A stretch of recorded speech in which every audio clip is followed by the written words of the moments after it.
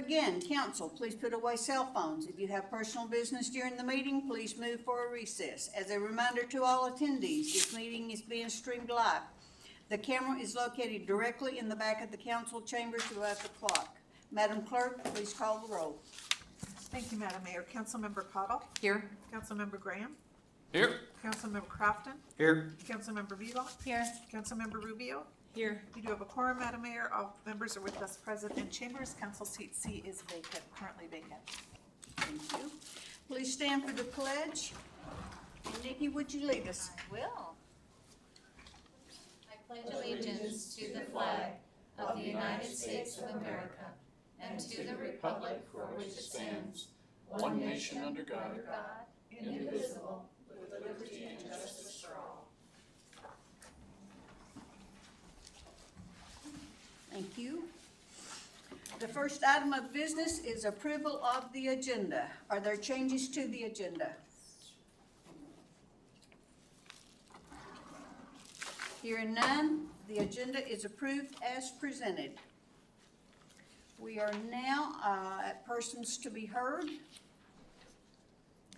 It's time for members of the public to share their views with the council. This is not a question and answer period.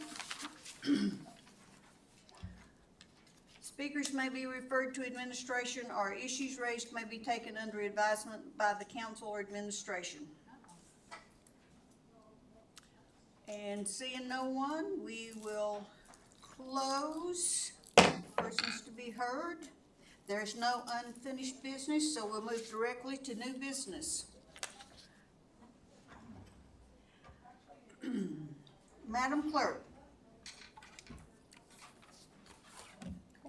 Item under new business this evening is the fiscal year 2026 departmental budget presentations. This will be done in committee of the whole, and this relates to ordinance serial number 2525, providing for the adoption of the annual budget for fiscal year 2026 and appropriating funds to carry out said budget.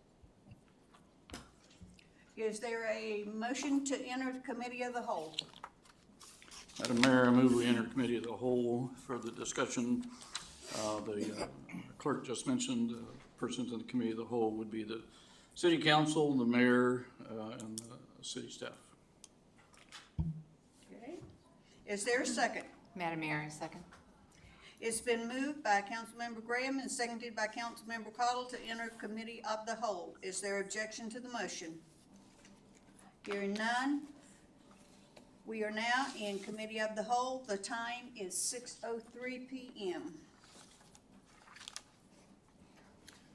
So, and first on the agenda is the administration. If you will turn to page 45 in your budget book. Oh, sorry, Cassie. She has some. We'll call it housekeeping. Good evening, everyone. I guess we don't need to really be formal. We're in the committee of the whole.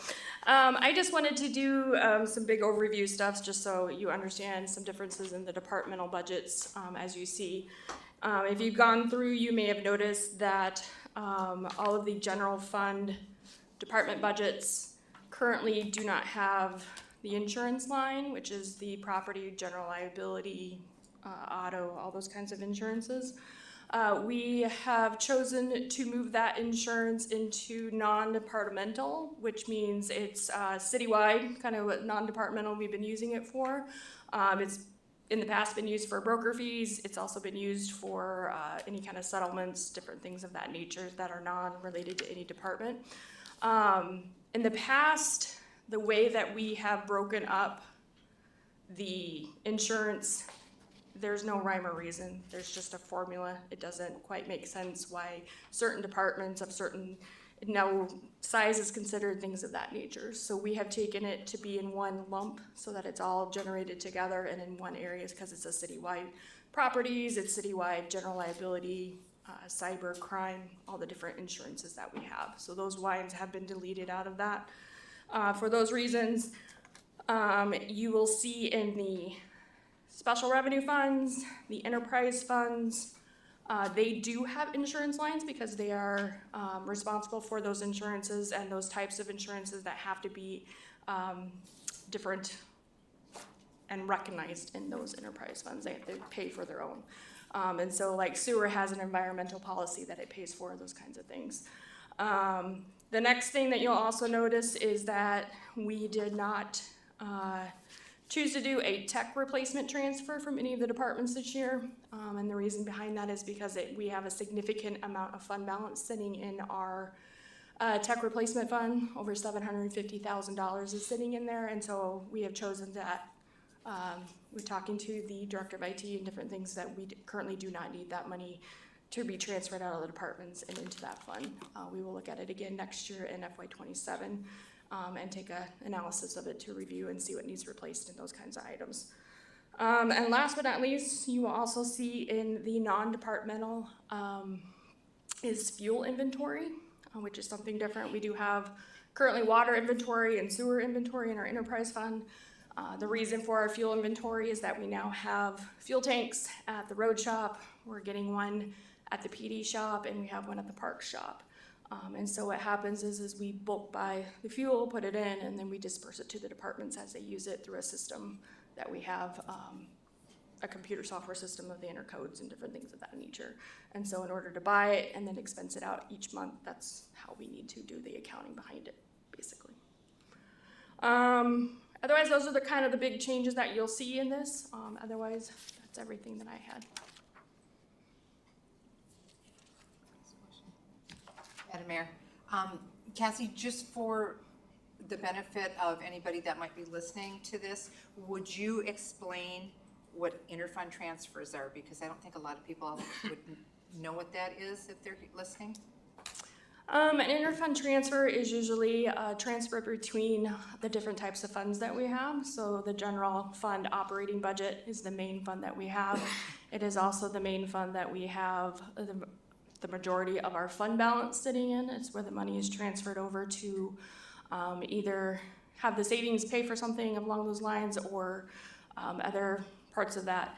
Another one is interfund transfer. We have money that the departments or enterprise funds need to buy vehicle replacements, and so we do a transfer out of those funds into the vehicle replacement fund, which is technically a capital fund, and so we do that to offset each side of that. So each fund is designated for a specific purpose, and then the general fund is our basic operating day-to-day operations that we have. Thank you for that. You're welcome. Okay, we are on page 44. We're starting with the administration, and on page 45 is the budget line item explanations. So, does anybody have any questions on page 44? Madam Mayor, Yes. the increase in legal, is that divided up with Title 16 mostly, or is that other things? Mostly 16? Yeah. No. Thank you. Madam Mayor, Yes. couple questions.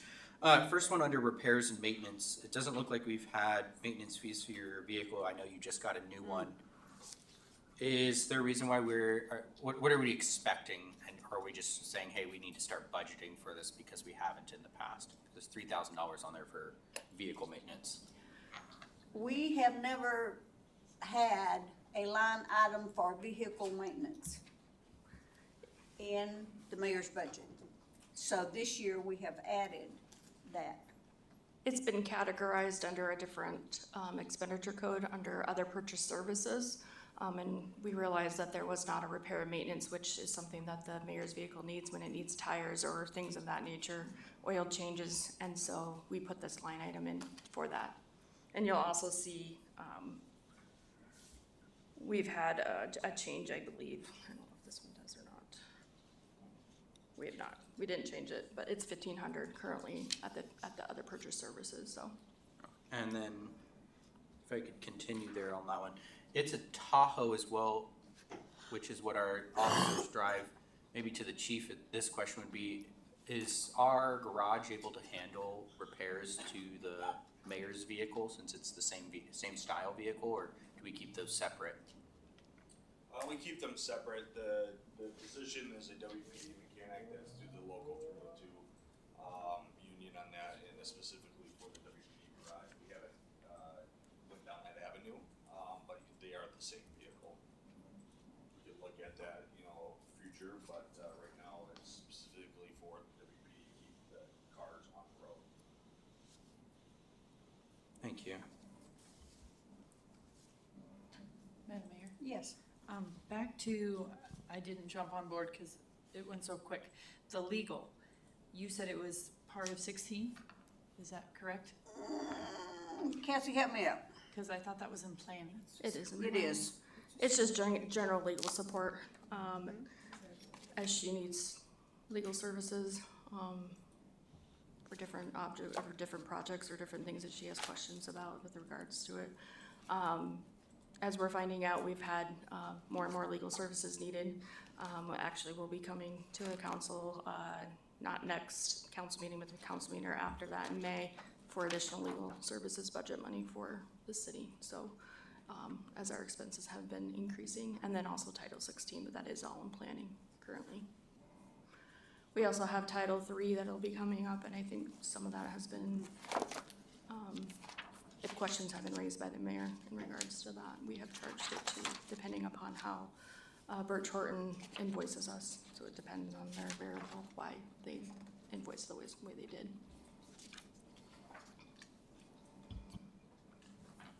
Mr. Graham?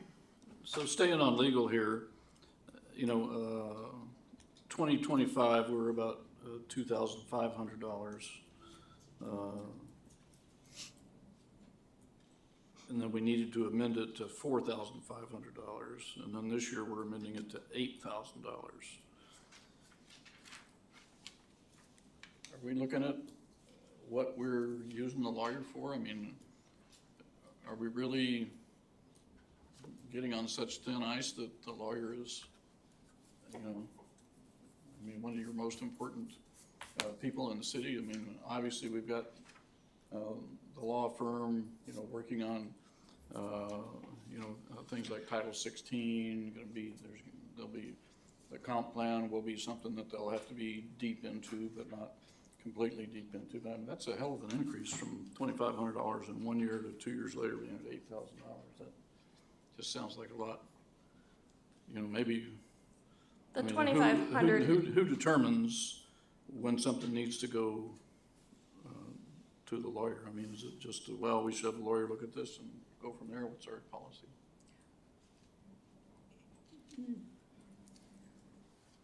There is,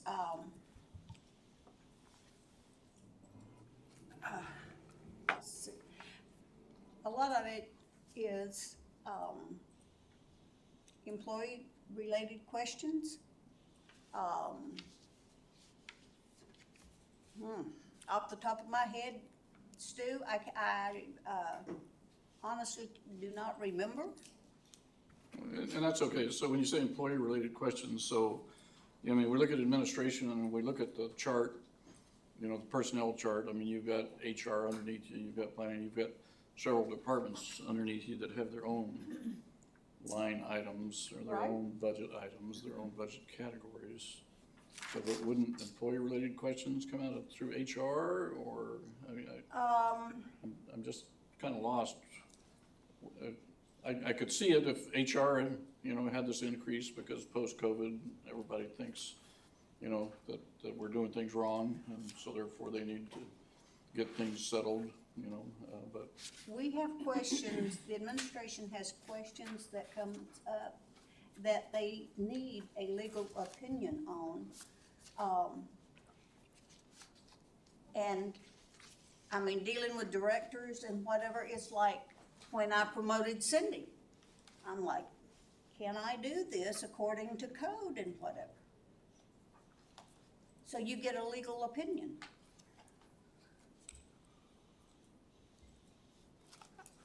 I also want to just mention too, You'll also notice a different format in your budget book. We have included, so the first two columns are actuals for 23 and 24, and FY25 is that first column is actually a mid-year actual. That is our expenses through December of 2024, at the time that we were building the book and doing everything. So that's the kind of the date we chose in time is when we put the numbers in.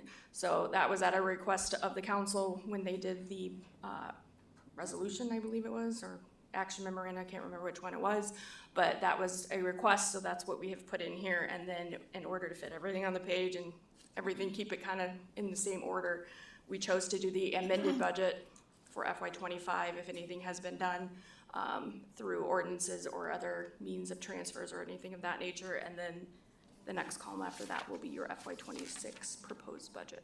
So the 2,500 that you are referencing in that column is for her mid-year actuals, actually, not the budget for this year. Her budget for this year currently is at 4,500. So. Thank you. And could you once again go over the insurance difference? I mean, how you're treating insurance between last year and this year? I mean, from what you said, I was kind of surprised to see insurance on here, other than the fact that it's just taken out and moved to general admin, or say that again for me? Non-departmental, it's the very last page in the general fund. You'll see back here, there's roughly about a $1 million insurance back there. The reason for the move is that when we did this, there is, as you can see, there's no rhyme or reason for the 4,900 to the 8,000. It was based off a formula that has been in place for 10 years or so.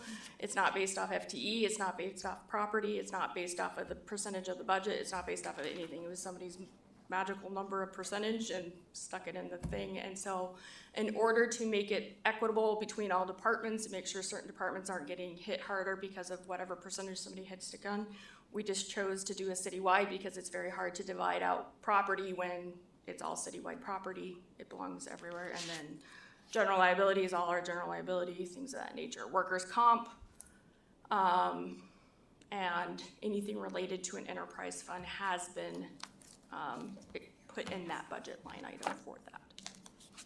So all insurance will then fall under the insurance broker line on departmental, is that? It's falling under the actual, it'll say citywide insurance. It's the sixth line at the bottom. You'll see that 1 million right there. Page 160. Last page before special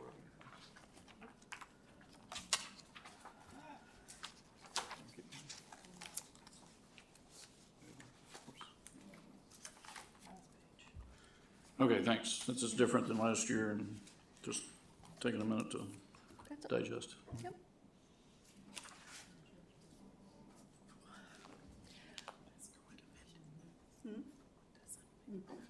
We also went out and looked at some other cities, and that's how a lot of the other cities that we looked at in regards to Kodiak and Sitka and Kenai, and so we picked a handful of different cities. And when we went out and looked at their budgets, this is their mechanism that they did. So we thought it was appropriate based upon that. I had a conversation with our auditors. They said that's normally seen that way just because we don't have a way to break it down equitably against all the different departments and different areas because of that. Also, Mr. Graham, we had to update our media policy, and so that went to the attorney. Madam Mayor. Mr. Kraft? Thank you. I mean, looking at legal here too, I've got last year's, or this year's, whatever you want to call it, last year, this year. I mean, we only budgeted 45, and I mean, the last 23, 24, you went over 7 the 2 years prior. So I mean, looking at it, I'm like, why did we even do 4,500 this last time instead of 8 that time? Since it looks like we've had to amend it up the last couple times, anyways. So I mean, That's correct. We've been amending legal budget, and then also with last year's, it was multiple hands for building budget last year with us because of the situation that we were in last year at that time with Mr. Leonard and Jackie and myself, my controller, so there are three of us doing this, so it's very much possible that. So that's why we have adjusted those budgets based off a trend analysis also. We've taken the last 3 years, which is the 7,500 and the 7,600, and so that's why we are trending it up to 8,000 because of that.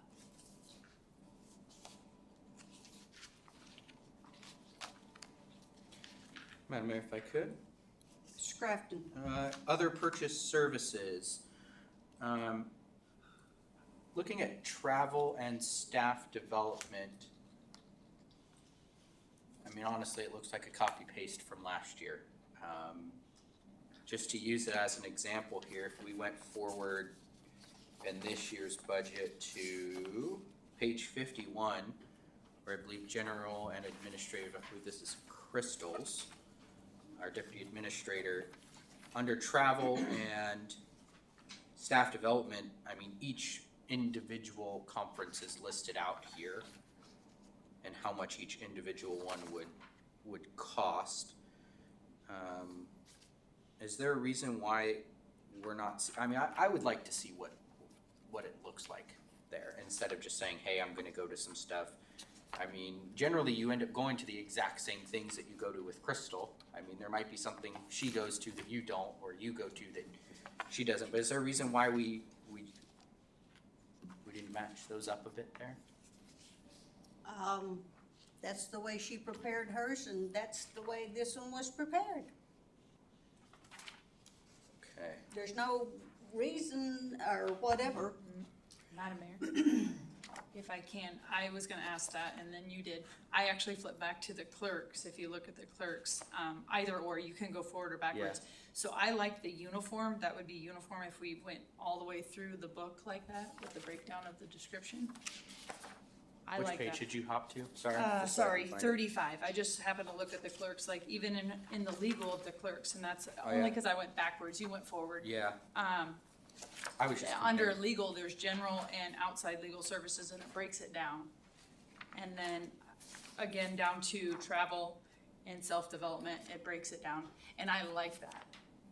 That's all I'm saying, like, if the descriptions can be like that, I think it's for, you know what I mean, like, it's that game plan of where that money's going. I like it. I don't know if we can change that throughout, so all departments have to do that, I don't know. I like the presentation. I think too what it does is it holds us accountable of where we're going to. So we can say, these are the conferences we're intending to go to. I understand that something comes up and you want to go to something that wasn't originally done. But I would agree with Ms. Rubio, I don't know if there's a way that can still be done, but I mean, I would love to see, hey, this is what our plan is for this year. These are the conferences the mayor's going to, I should say. The other question I had along the travel lines is, our deputy administrator has 18,500. You only have 15,000. Is she going to something that you're not going to? Or do you Not that guys I know of. that you know of? Because I feel like those two should align pretty closely in a $3,500 difference. Granted, you haven't gone over 15,000 the last few years, but I believe NLC was a new one that you went to this year.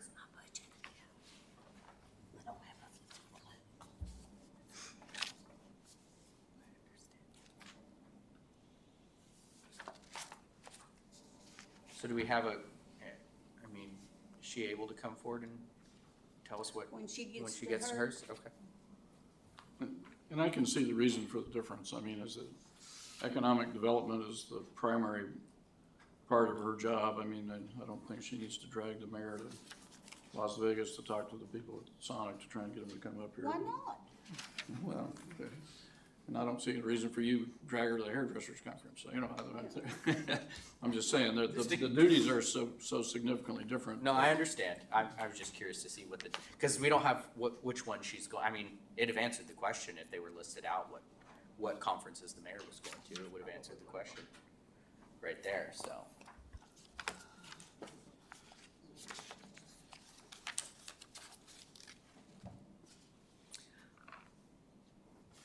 Any other questions?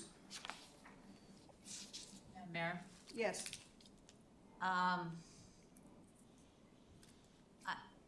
I guess that's what we need to decide. I mean, when, I know everyone has their own budget and everyone submits it and it all goes through. I don't know who has, if it would be Cassie that looks at everyone. You know, I don't know if there's rules or, you know, I can look at the mayor's and it's not that much different than Crystal's. She just didn't say, you know, the AML here, the AML there. And there's going to be, you know, little dinners that pop up that she probably doesn't know about. To me, if it is, that money is used, everyone has that budget. You have to be accountable for every dollar you spend. Make sure that it's the budgeted item, which, you know, it would fall under travel. You know, do we need to know she had dinner with the Palmer mayor? No, I don't think so. We want to hold her accountable to her dollars. And if she is within her budget, and that's what it was spent on, but for us to say, you know, we want to know, are you going to this conference? Are you going to that conference? Are you going to, you know, she gets to, you know, use her own judgment on where she is going. And to me, we don't have to approve that. We just have to approve the money she wants to spend to do those things. So, you know, if we want rules, or I don't even think that would be our say, maybe, how the budget is worded. But, you know, if there's no actual rules in place that everything has to be itemized, I think it's fine. You can tell what she's going to do. Stay within your budget. If you want to go over your budget, come to us and ask for it to be increased. But I don't see a problem, and I don't think we need to have it totally itemized and exactly what she plans to do, because going forward, there's stuff she can't even foresee. There's going to be dinners she can't foresee. There might be a conference, a quick mayor's get together in Anchorage. I don't know, but that's your money you get to use to do those things. So I guess I'm on a different page. Madam Mayor? Yes. I'm sorry, Nikki, were you I'm done, I'm done. Okay. Thank you. I understand what you're saying, Nikki, but I will say that if we have continuity all the way through the budgets, then when we go through the budgets to approve them, there's a lot less questions for us to ask, and we can get through them a whole lot quicker. And it also, I mean, these are also public documents, and it's transparency for the public. But everybody understands budgets are living, breathing documents. There's ebb and flow, there's adjustments to budgets. But just the basic budgets going through, when we have continuity from department to department to department, it keeps everybody on the same page. We ask, and this is my opinion, we all have opinions, that just gives us more explanation and a lot less questions we have to ask and a lot less time we have to spend on approving the budget. Yeah, and Madam Mayor, I guess, do I still have to say Madam Mayor and Community Development? Yes, okay, Madam Mayor. No, I agree. I think this is continuous. You know, she didn't put them in the exact same format, maybe. Like I said, I don't think we should be wordsmithing. We are worried about the dollars. This is what you're gonna spend those dollars doing. Are we okay with that, or are we not okay with that? I just think we're nitpicking. That's my opinion. And I'm gonna agree with both of you, you know, clearer communication would be great, but Nikki's exactly right. We're not here to pick the budget apart. We're here to say, well, last year, you know, travel was $15,000 and this year it's $26,000. Well, that's when we should start asking Right. questions, you know, but if it goes up 5% or whatever, and there's no explanation, well, that's not a big deal. I mean, that's just the cost of doing business. But I mean, if it goes up a measurable amount that sticks out, then we should be asking those questions. And you're exactly right, Councilperson Cottle, if it was spelled out a little bit better, we would know that. So I think you're both right. But the big thing here is the money. Is the money being spent wisely? And I haven't seen any reason to think the mayor's out gallivanting around, so. She may wanna be, but I don't think that's happening, so. Any other questions? Madam Mayor, if I could. Down to the vehicle replacement. So I believe, and I think I've chatted with the clerk about it, there's no hard set in stone that we replace the vehicle every year. It's just kind of a policy that that's what we project for, that the mayor's vehicle is replaced every 4 years, right? 5 years? 5 years. 5 years. It's yeah, our fully depreciation for our vehicles is at a 5-year, 5-year life cycle, so we Okay. project it to be. And with the increase in cost of vehicles, I think this last one cost us 63, 64, I wanna say, a little bit more. So the 15,000 puts us basically right on $60,000 in 4 years technically. Is this gonna be enough to cover that replacement? Are we projecting then? Probably more of a Cassie question, Mayor. Price of vehicles going up what they are now. Right.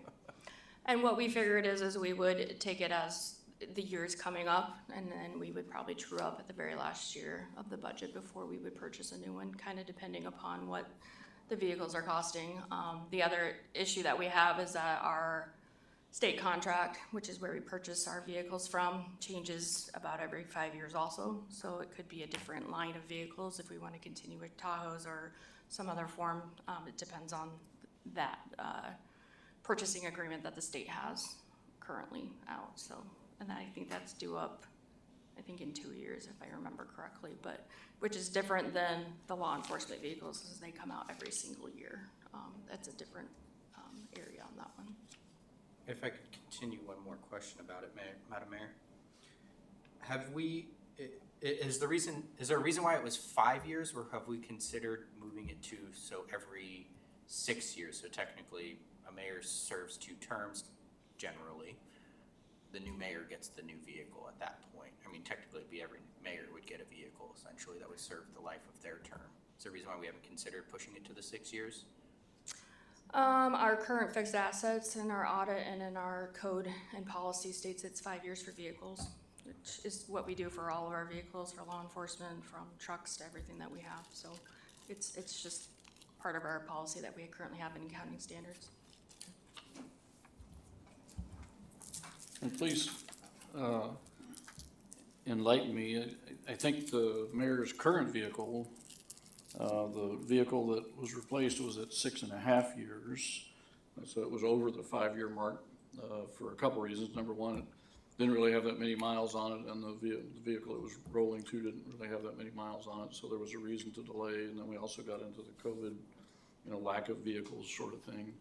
And with the vehicle replacement, that goes into a fund, right? I mean, it just goes into a fund. So if we need to buy the mayor a vehicle, or the planning director a vehicle, we go and we buy it out of that fund. But we're just estimating, we're just saying, generally it's for something of the caliber for the mayor to carry around what she needs to carry around. It's gonna be about $15,000. And I know, I've been on the council 10 years, and I think it was $8,000 or $9,000 when I started. So it's gone up over the years, significantly. So it's not, set in stone. It's something we can do, but also, if the vehicles are in great shape and then they don't need to be replaced, often it's not unusual to delay that for a year. So. And we also, yes, it gets transferred into the vehicle replacement fund. We do designate it for the mayor's purpose. It can be transferred within it, obviously, if we come back to council to do so.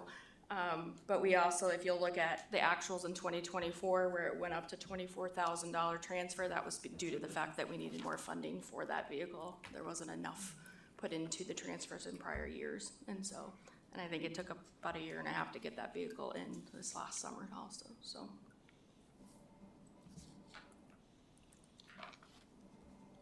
Any more questions? Okay, we are moving on to page 50. It is general administrative services.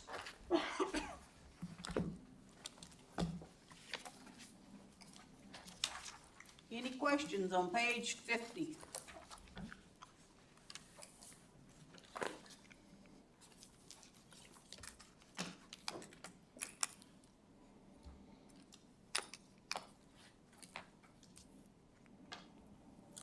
Would you like me to Mr. restate Crafton? Would you like me to restate my question from earlier?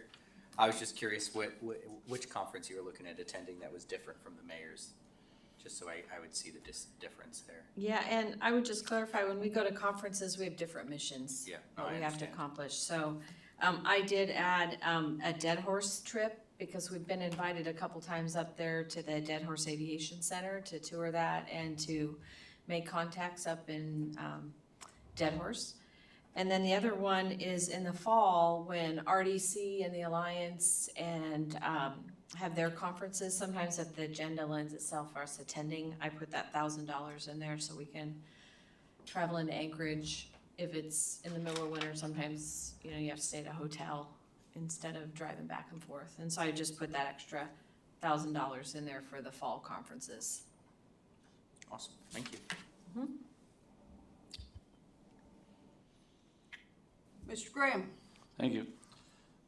So, last year, advertising expense budget went up 40%, a little over 40%.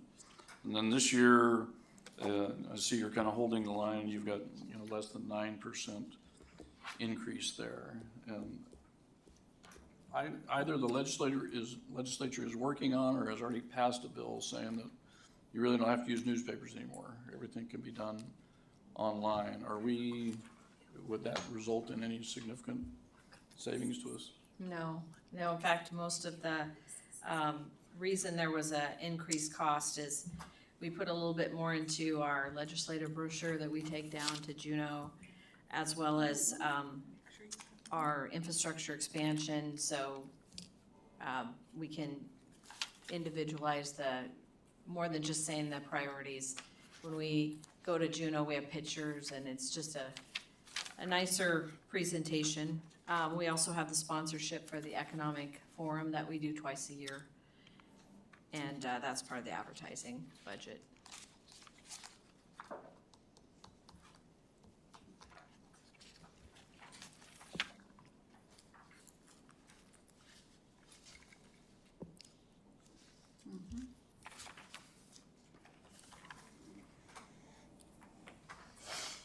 Madam Mayor. Mr. Crafton? Thank you. Remind me, why did we put the mayor's minute on your budget, not her budget? I'm trying to remember why. I feel like the question comes up every year, but I can't remember off the top of my head right now. She has an advertising budget. And so it goes through her just because Yep. of advertising. Okay. We're spending almost $8,000 per year on that. Is this?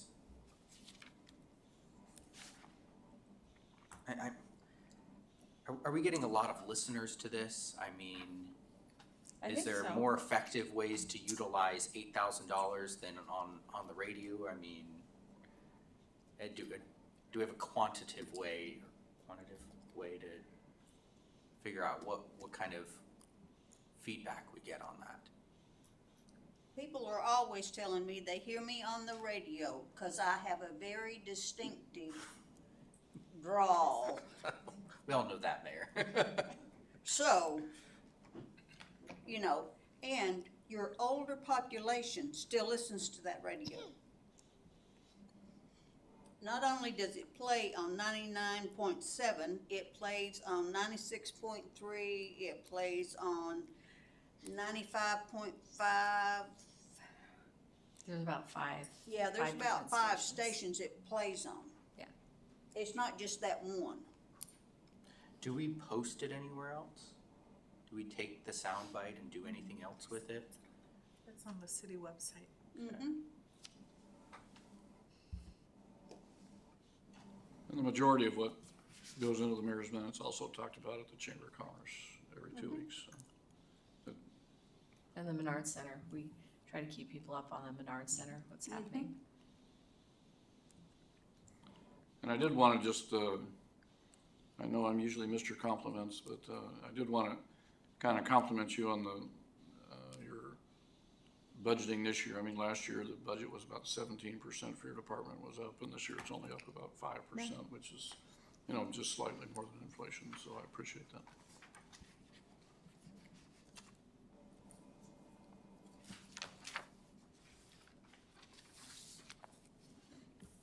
Any more questions? Okay, thank you, Crystal. Human resource.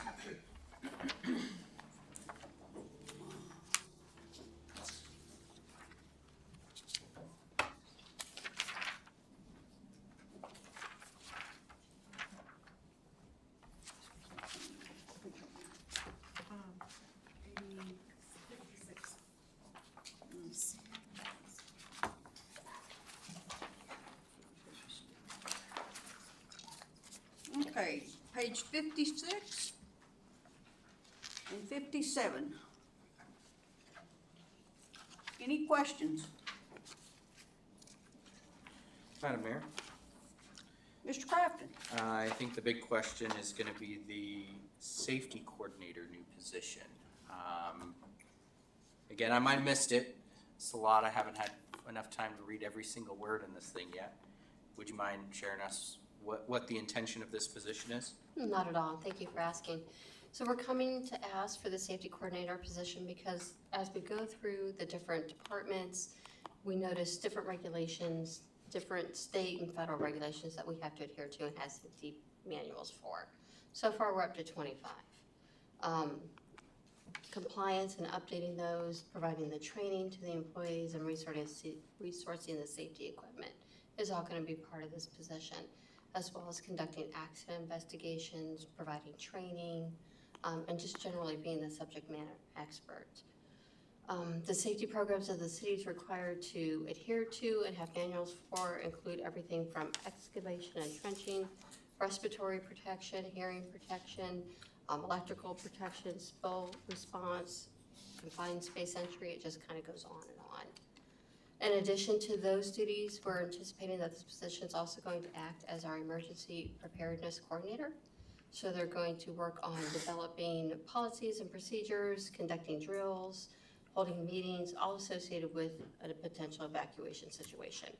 They'll develop the communications and policies, help distribute that information to the employees, and also act as the public information officer. So those are all the things that we're hoping we can include in the position if council approves it. Madam Mayor. Thank you. Now, safety coordinator, now, are you saying right now the city does not have a safety coordinator at all, or? That's correct. Right now, the responsibilities for safety is falling on each department individually. Oh. Plus, we have 7 different people, including HR, people in public works, people in finance, that are contributing to the safety duties. Providing for this position is going to eliminate a lot of that burden from the departments and the divisions, as well as free up some other workload times. Yeah, makes sense, thank you. And what grade would this safety coordinator be at? We're looking at grade 9. We're getting ready to start the classification study, which I'll be coming to council for here in a couple of weeks. Once we get that tool, then we'll have a definitive way to define where the positions are falling on the pay scale. But we just threw it in 9 based on what I've done research on for qualifications, education, and experience. And if you were to translate grade 9 into a salary, what would that number look like? Potentially, we're not making a job offer here, we're just. I think the max is 60,000, but Kathy can confirm. No. I think you can find a safety net for 60,000.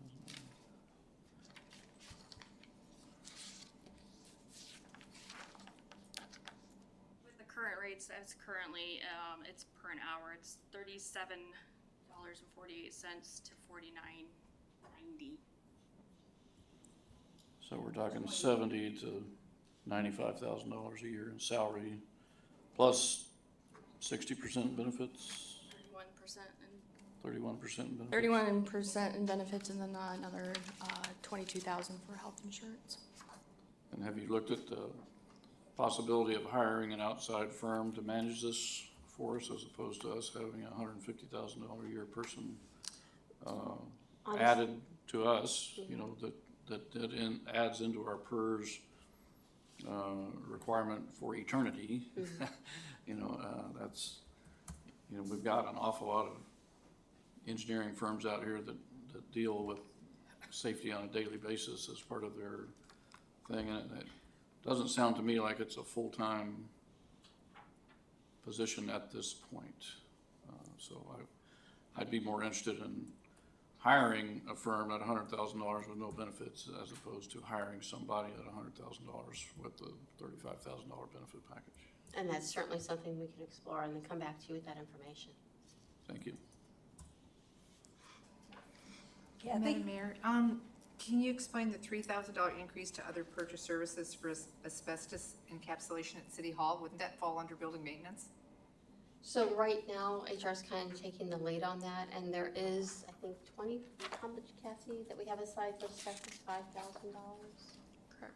5,000 currently, but with the amount of encapsulation that needs to happen upstairs, we went on the assumption, or on the hope, I should say, that this position would get approved, so we just added some additional asbestos encapsulation money into our budget. Madam Mayor? Nikki? So right now, back to the safety coordinator position. So I know we have union folk, right? I mean, we have, so is this safety coordinator, who all is that for? Is it for Public Works? Is it? It's for all the departments. It's for all the departments. Now, I'm sure WPD have their own safety stuff. No, this is gonna be for that. So I would presume that would be a full-time job. I would think I know union had to have, they typically have to have safety meetings, once a week? And I know where I worked previously, and Stu would know too, I mean, we had 2 full-time people at MTA. Of course, we had a lot of outside construction crews and such, but I would think that you could definitely keep one safety person busy, even with, with clerical people. There's always something, ergonomics and this and that. Now, what are you doing standing on that spinning chair? Making sure they have their right equipment. I would think one person could keep very busy with the entire city. That was our thought. I'm surprised you don't have one. How's that? That was our thought when we looked at it, because of everything that's involved in the position. And as I mentioned, we have finance doing some stuff, HR doing some stuff, it's all split out. And then with our different divisions, whenever they have a project or something they need to do, they're doing the research themselves, they're trying to understand the regulations and putting those protections in place. Our safety manuals, most of them haven't been updated since 2017. And in addition to coordinating the ACOSH visits and those types of things, we really do feel that it could be a full-time position. Ms. Rubio? Madam Mayor, thank you. Normal CPI and longevity step movement increase, can you explain that? So for that, that's going to be our COLA increase for the staff, as well as the step increase that's anticipated based on the evaluations. Are there also step increases based on people doing education or getting certifications and things like that? Or? We do have a special incentive that's written into Title III that the mayor will use for people that get additional certifications. That can be used, or the department director or manager could put somebody in for a step increase for that. This past year, the HR generalist received her SHRM, or her Society of Human Resource Management certification, so I did put her in for a step increase for that.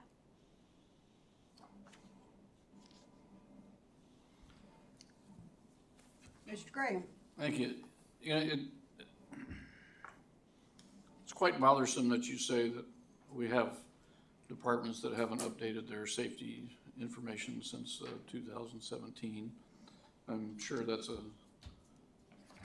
remote case and not the case for every department there, but to me that really points to the need to have someone outside doing that. I mean, we have department directors that are directly responsible for safety, And, you know, if that's not being kept up, that's an issue. Whereas if we hire, you know, a company as a consultant, you know, for instance, if we look at our attorney, she's not the only one that looks at the legal stuff. I mean, she's got a whole firm behind her, specialists doing different things. And engineering company or even a safety company has got people that are familiar with what's going on with excavation, with things that are going on with, you know, working in enclosed spaces, things that are going on at, you know, police departments.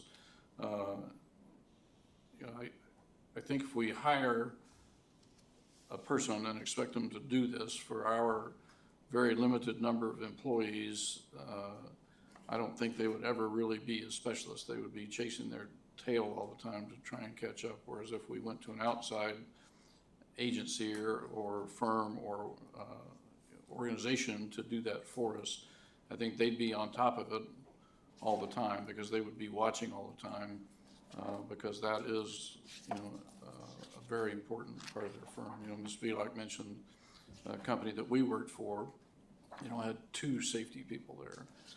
You know, but I mean, that was one of the top 1,000 employers, you know, in the state, you know, with hundreds of employees, multiple hundreds of employees, and multiple hundreds of outside contractors working there. So I don't see a city of our size needing to add, you know, a safety department or a safety coordinator just yet.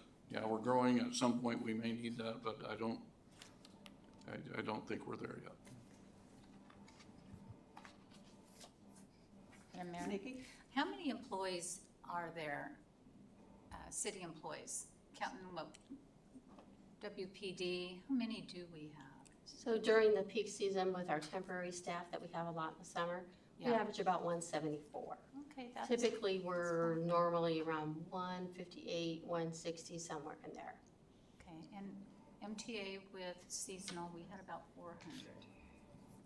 And probably about 200 and something full-time or permanent. But I know there's a lot of little things that maybe, I know like if there's a fender bender out there, safety coordinator has to go out there. Correct. You're talking workman's comp, you know, somebody, she was involved in workman's comp, somebody got hurt on the job, there's your safety coordinator. There's so many little things, I think, that if you hired an outside firm, okay, you have a fender bender, you're gonna go get your outside firm. I don't know if they bill you by the hour, or, I personally think it would be good if your safety officer knew your employees, knew, you know, the structure of the company or the city, the schedules, you know what, they know they're gonna be having a safety meeting in this department this day, this department this, you know, you have there's so many little things, like I said, from ergonomics, making sure people aren't doing weird things at their desks, so it's gonna cause a workman's comp claim down the line. I am for the city having a safety coordinator to catch up on all that paperwork, to catch up and be there for the employees, and the employees know they can go to that person too. So I am for one. Okay, we will end debate at 9 o'clock. So, and we've only got 2 meetings.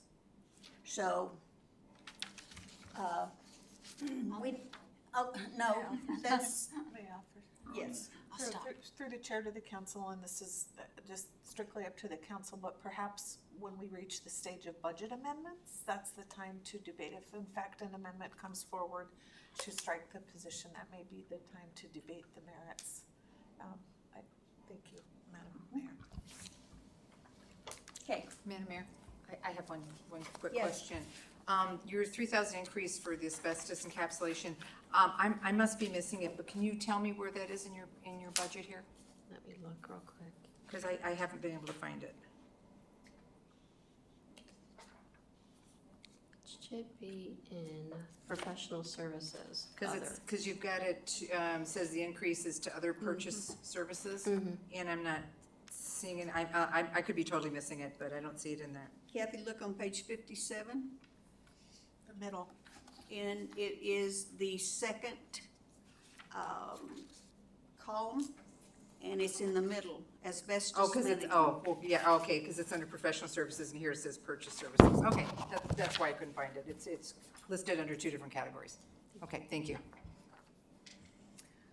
Mr. Graham? And looking at, last couple of years' budget and this year's budget, last year, FY 2025, which is the current year, $30,000 for advertising, and this year, $1,000 for advertising. Are we not counting recruitment as advertising, or why is that $29,000 change there? Last year, that was an error on data entry in the finance department. And if you recall, we took that money and we put it into legal. So we had a very small advertising budget. We don't typically use advertising services unless we have a job that's very difficult to fill. We do a lot of our advertising through word of mouth, as well as the NeoGov governmentjobs.com, which is a recruitment site that the state and many other communities use. So we don't really use that a whole lot. So it should just be the small amount. And how many positions do we have open right now? Right now, well, Yesterday we heard from the police chief that we're short 3 yeah. certified officers, and another retirement coming up fairly quickly. Yeah, for the police department, we currently have 15 applications. They're in various stages of processing. With the other departments, we just received a requisition late this afternoon for a call taker at MATCOM. We have a couple of positions over at the Menard Center. On average, I would say we average 7 positions in a time frame. And the NeoGov, you think, is providing us with an adequate number of Yes, qualified we get a lot of, folks? you can view the number of hits that you get on a job, and we do get a substantial amount. Plus, the other departments do use their social media sites to advertise their positions, and that helps get the word out as well. Thank you. Mr. Crafton? Thank you, Mayor. I'm on general supplies here. I'm looking at page 57. I see a new one under here, employee morale and recognition. And last year we had about 11,700 in there, and it listed out a few different things, one of which was actually safety supplies. What are we doing differently here? Especially because now we have a general supplies and things were listed out before. So with that money, we're utilizing it for employee morale things. We do birthday presents, we do holiday events, that type of stuff. We try and go out to the departments and have like special lunches and those things. So that all goes into that budget.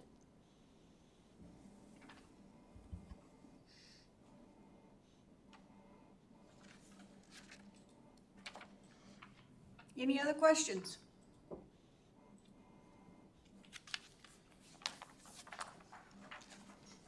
Okay, thank you. Thank you. And next is planning. Page 62.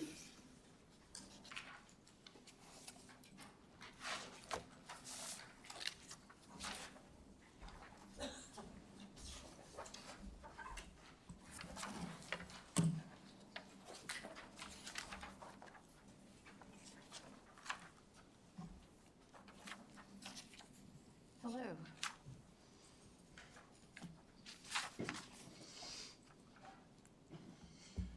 Okay, any questions for planning?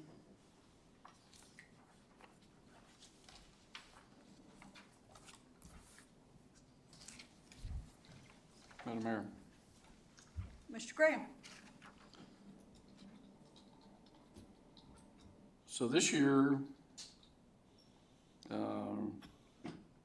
proposing about $10,000 for temporary versus last year, proposed $2,200. We don't have any empty spots in your department right now, do we? Where is the temporary help being used? We have 2 positions in the planning department, and I've been utilizing some temporary position to help in this situation. And it's an interesting place in the planning department right now, in that I feel we could use three. I feel we could use 3 full-time people in there. However, we're at an interesting place in the planning department. We're learning, we're getting our arms around where everything is as far as, is it really necessary to have 3 people in there? I'm hesitant to ask for another person in there at this time. If anything, I would request additional funding for a temporary person while I determine whether a full-time person is necessary. With the current projects that we're working on, in addition to just the regular day-to-day activity, from the comprehensive plan to the Title 16 rewrite with the second phase of the Title 16 rewrite, with the increased amount, we've started at a, when I looked back over, I did a quick calculation to the number of planning commission meetings that we had in 2023, it was 5. Plus landscape review. This last year, we were, I believe, at 22. So those are the increases that are taking extra time. And so I was trying to be a little conservative, but on the same hand, instead of it leveling out, we're just escalating. And so I'm hoping as now that we have our clerk position filled, and that she is just knocking it out of the park. I could not have asked for a better candidate for this position. I'm hoping that we can keep this at this level. So did I answer your question, or did I dance around it there a little? Well, both, but I mean, when I look at, page 59, the department summary, Yes. it shows 1 planner and 1 clerk. Doesn't show any part-time or Correct. temporary persons, so that's what flagged me here. Yes. Where's the temporary need coming from? Is it, and both of you don't have, hundreds of hours of leave piled up that you're gonna be burning, so hopefully. I do have hundreds of, I haven't had any, yeah. Yeah, but so I'm just curious where that's coming from, because your personnel summary doesn't really show where that need is for $10,000 in temporary. Yes, if anything, this is a very conservative estimate. And it was, I, in fact, went into the January, February timeframe getting ready to request the additional position. But I didn't feel that it would be fair to ask for that without having some history behind me to see, what things were actually going to look like going Cassie? forward. Also, our temporary budgets are not part of the personnel summary in this sheet. It is only temporary positions. A lot of times are positions that are needed in regards to needing somebody within a department, such as when the clerks go to AML and they all leave, then we have to have somebody answer the phone of something of that nature. Usually it's a fill-in position for somebody that we need, that we don't have somebody there for us. And so that line item usually just shows up in the actual summary on this side. It won't show up in the personnel because it's not related to an actual position or an FTE that is in that personnel table. Cindy, how many permits did you have at this time last year, and how many do you have today? I had, on April 28th, there were 39 permits last year, and today we're at 106. Not all of those are completed. There were some carryover from last year too, so there's a little bit of flux. So I feel that's a nice estimate of where we're at. And that's just the administrative. That does not count the 2 conditional use permits that we just completed in January, a 3rd conditional use permit that was just turned in, 2 kennel permits that were just submitted last week, multiple licensing, including mobile food vendor, short-term rental. So it's if I had to describe to you what it's like in the planning department right now, we're in triage mode. I mean, it truly is a triage situation in the sense of, it's exciting. I've never felt more fulfilled in my entire life. I think I said that before, and I'll continue to say that. We're in an exciting place right now, but on the other hand, we are growing. We are growing, and people are happy to talk to you. I had the entire city listening in at about 4:40 because a person came in and they just wanted to be heard, and she wanted to be heard in a very loud way, but people are listening, and then once they're listening, they're coming back, and we're issuing some permits. And with Title 16, however, with that being said, you've worked hard this last year. There's changes that are coming. I feel that there's going to be decreasing amounts of permits that are, I'm not going to have to issue a permit necessarily for a retail into a retail. I'll be looking at it. I'll make sure that, oh, we're good, and we move on. So that's where we're just learning where things are.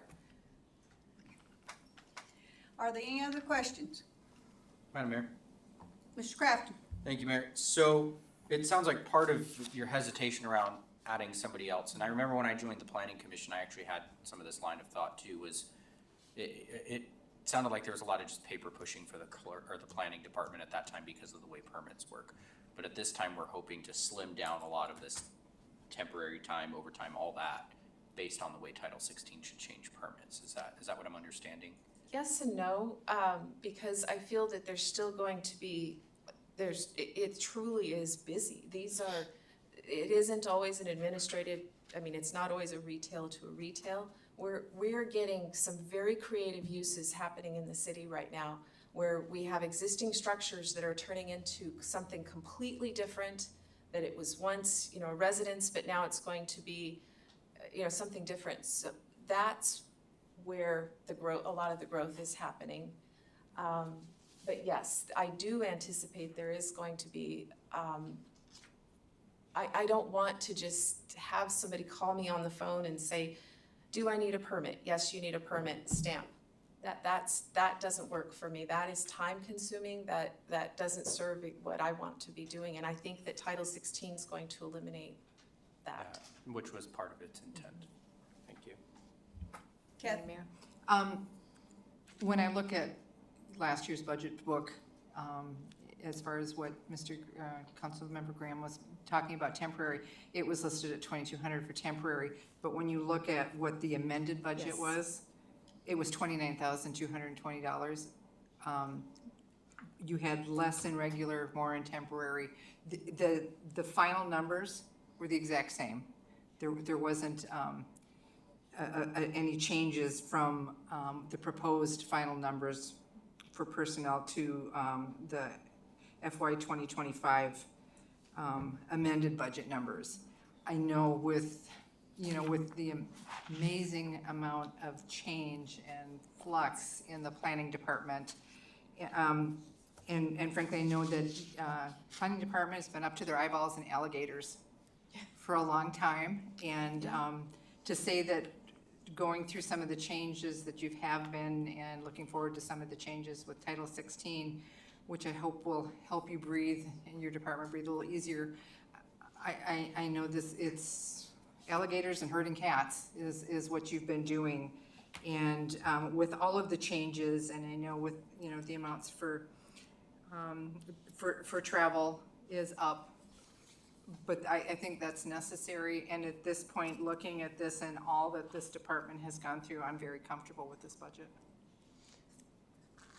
I did have one thing I wanted to note here. There is just a typo, so I'm excited to report there's a typo. We don't need 7,000 for let me find the line item here, plotter maintenance, or 7,500. It was just actually supposed to be a 700, so we will be reducing that amount appropriately. So it's supposed to be how much again? Just, I believe that it's just supposed to be, we just needed so that should just be 750 instead of 7,500. That was So a $250 increase over last year is what it looks like. 500 to 750, is that what it It's was? at 7,000 versus, yes, oh, yes, exactly. So coming back to temporary, Yes. when we look at professional services, there's the name of a person here at $20,000, and I recognize the name, so I'm not gonna bring it up in open thing. Is that person contracted to the city, or why would they be under professional services over here when it sounds like they're a temporary employee? So that's actually a person, that was a person who had provided some assistance with some conditional use permits prior to when I got here, or when I was doing this. That name actually should not have that amount, or actually that name should be removed and that, perhaps that money put into, split some of with the other, and let me tell you why. What this is this is planning services. This was the additional actual help for the more detailed type information. I'm not talking the answering the telephone, the scheduling the appointments, helping out with preparing the files for code compliance. That's not what this is. This is helping with preparing a conditional use permit. This is help with the physical necessity to have a second version of me. And it also has, information, it also has this entire, I'm looking over on page 63. It has the marketing for Title 16 in it as well, so, at least part of it.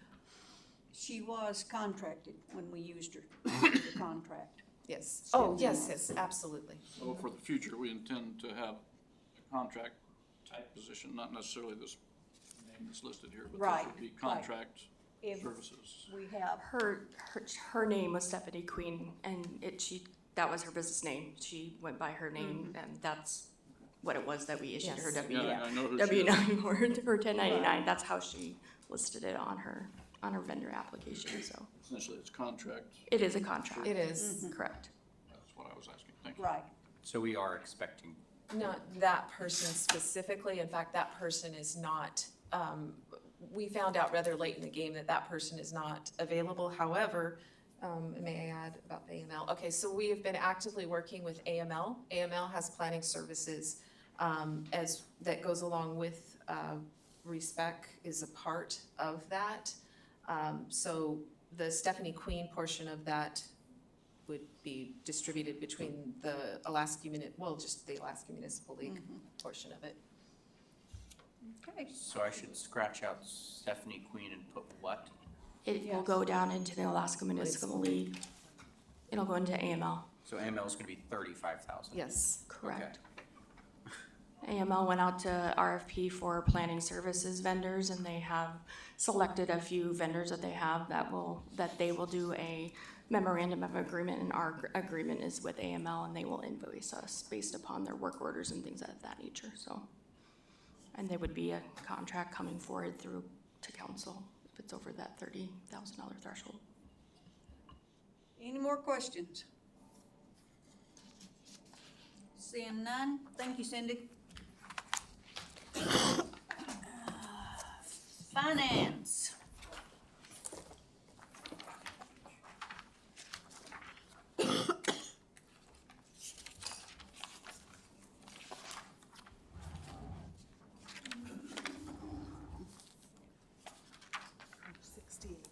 I can probably Page walk you through the 68. changes and make it a lot more easier for you. In regards to overtime, you'll see that difference there. That is for our staff members for the ERP implementation.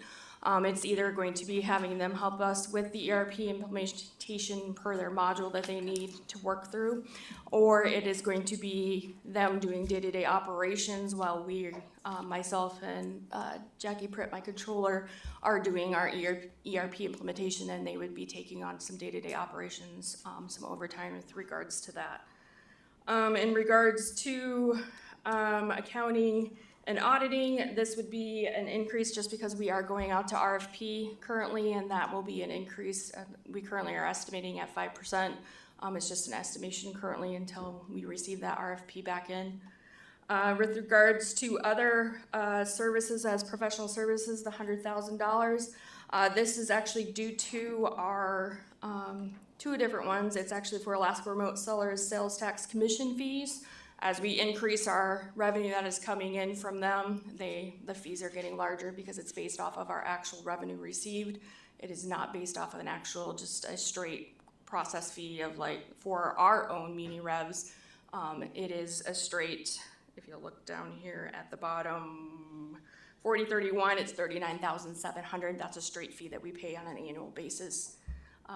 ARSTC has it a different way in their contract, and it is based off the percentage that you receive in revenue based on that. The other part of that is the external investment advisor fee. We did up that slightly, and that is due to the fact that we are going out to RFP coming up here in July. That contract expires in October, and so that fee is just an estimation until we can get that RFP back in also. Otherwise, rental fees, the only additional part of that is possible copy rentals due to printing paper and different things that we need, budget books, other options. We have paper that we have to do for ERP implementation, dealing with that kind of information. Otherwise, I think that's kind of the big increases that we had. Otherwise, I can answer any other questions.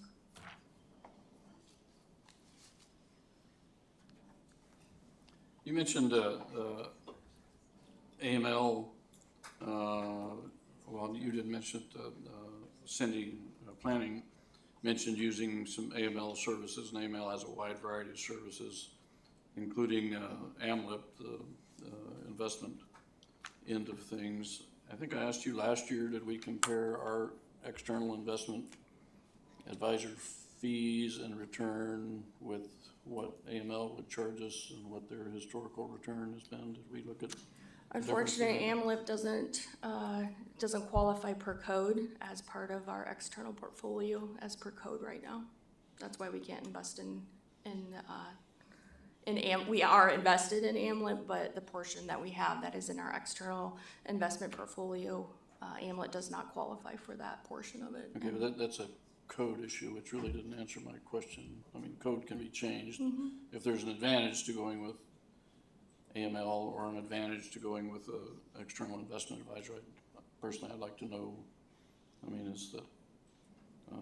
AML is set up, obviously, I mean, we're what, the 4th or 5th largest city in the state. I mean, they're obviously set up to handle the other 160 folks more efficiently, but I would be curious as to, you know, is it competitive for a city our size, or do we need to be chasing down an investment advisor and going out for RFP and so on and so forth, and when those shared services are available through ML? I know you can't answer that right now, but I would like to see that. Okay. Any other questions? Madam Mayor. Mr. Crafton? Thank you. Other purchase services, the credit card bank fees.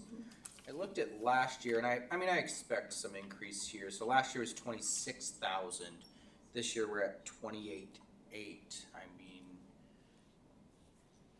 is this something that we just are stuck with? Is it the amount of cards get swiped? How's the number generated?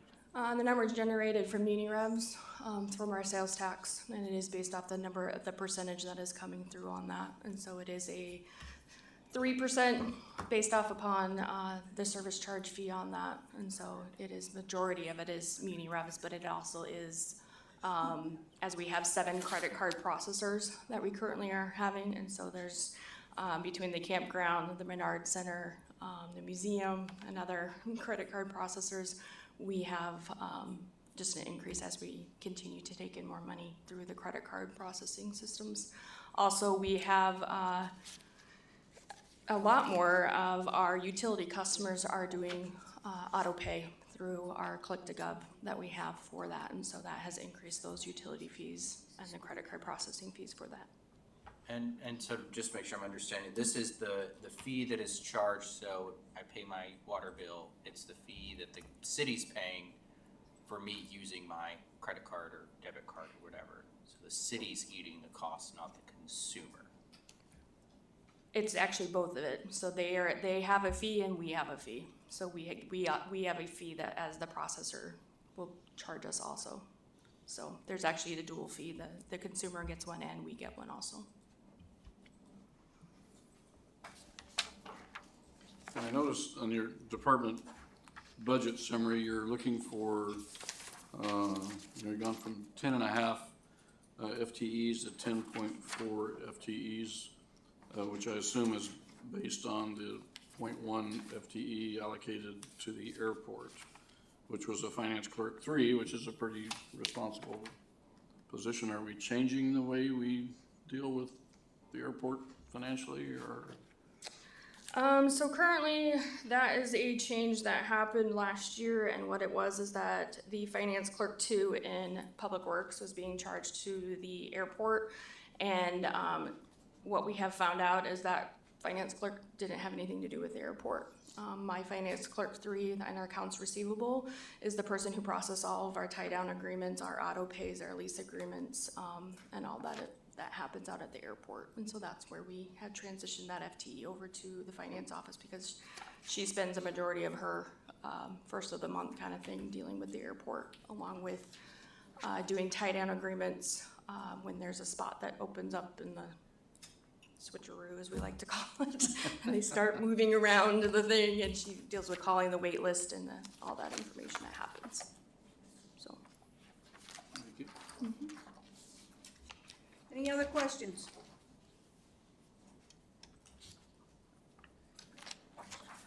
Hearing none, thank you, Cassie. Information technology.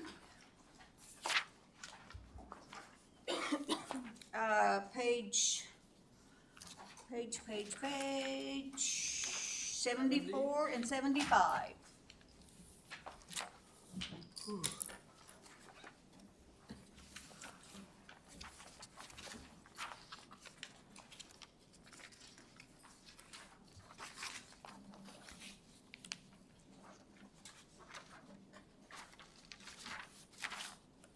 Any questions?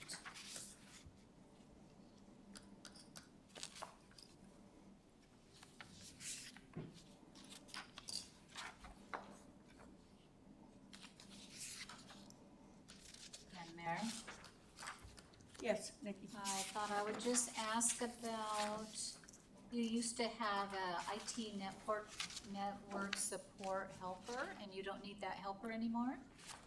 No, I don't believe so. We're getting along quite well. We're working a lot better with Matt Cummins, PD Tech Support too. We're kind of one big team almost. So no need to have one more position. I think we can all handle it, and with all the software enhancements and automations, it just doesn't take as many people to get the job done. Any other questions? Mr. Graham? Thank you. So this is probably a accommodation question between you and finance here. You know, obviously ransomware continues to be an issue around the nation. I mean, it hits here and then it disappears for a while, and then it hits over here and disappears for a while and comes in. So I know you have done a lot of work to safeguard our system to keep, you know, something that happened to the borough to make sure that, or to try and make sure it doesn't happen here. But do we pay an increased insurance rate, and does that come out of you, or does that come out of that general budget that we talked about earlier? It comes out of that general budget for citywide. And we do have, cybersecurity insurance. There's a pretty hefty questionnaire that we fill out to tell them what kind of safeguards that we have in place, and us having that risk assessment through the cybersecurity grant, I believe, that came from the Department of Administration or Veterans Affairs, wherever it may have been, has helped us immensely in regards to that. So, and as we have those, that premium does decrease down because of those assessments and the other security measures we are taking too. Yeah, so we did a risk assessment, and basically I'm just going down the line now on the top 3 or 4 items that the assessment came out with. but in regards to ransomware, there's also some features in our security software we use that they provide assistance and things like that if an event happens. But it is also covered under insurance. Okay, and I know with my car insurance, you know, it depends on the type of car I drive, what the safety rating is and things like that. Is same thing with this cybersecurity insurance? I mean, is there a certain type of server or rating of server that we should have? And do we have those? Do we need to budget more for IT replacement items? Or? It's a general questionnaire, and I don't know what happens if I click yes on one of the items. I don't know how much that changes our premium and so forth, so I'm not exactly sure, but we're doing pretty well on checking all the boxes that the insurance companies are asking for. So I think we're doing pretty well in that department.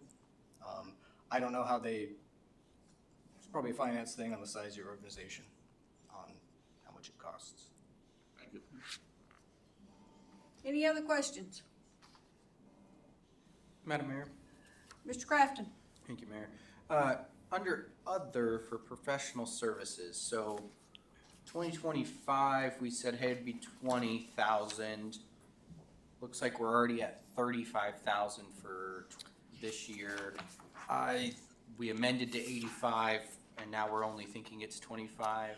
I think that's due to that federal grant. She just mentioned when we got awarded the grant, we put the money into that professional services, so that's why it has that huge jump there. The 25,000 is basically kind of a general number of what I approximately might need to use, but anything can happen and we need somebody to come in and give us a hand, so that's what that is for, but that increase was due to just putting some money in there from a grant.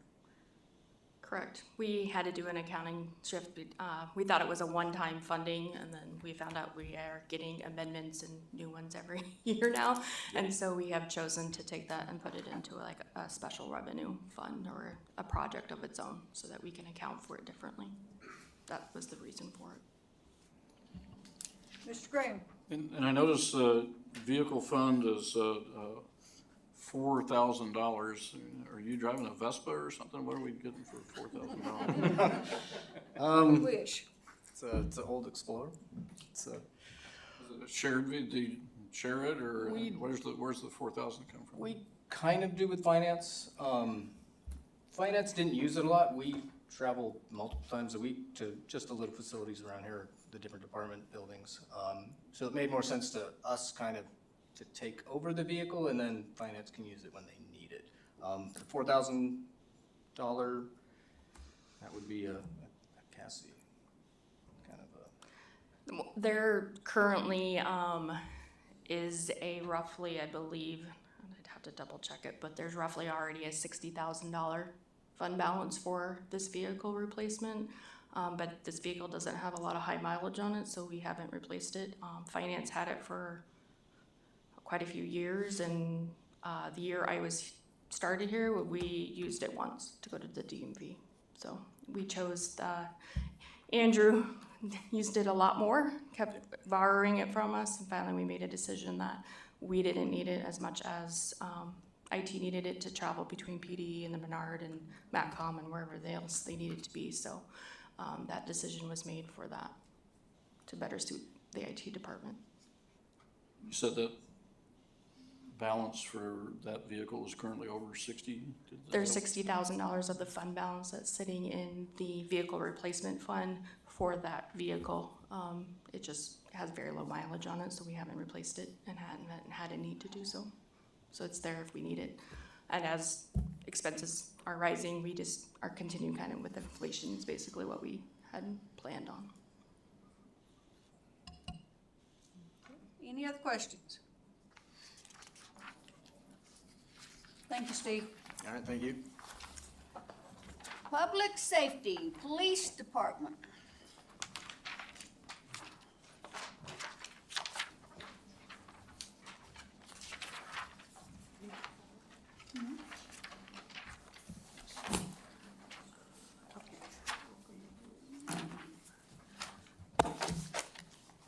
Administration, page 84, and explanation on 85.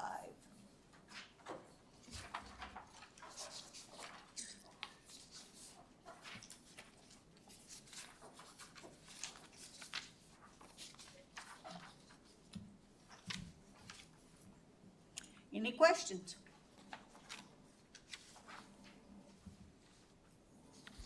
So- Mr. Graham? General question here, not necessarily dealing with administration, but looking at the police department budget summary on page 77 of our budget book here. You're requesting an additional 2 commissioned officers. Could you kind of go into the rationale behind that, please?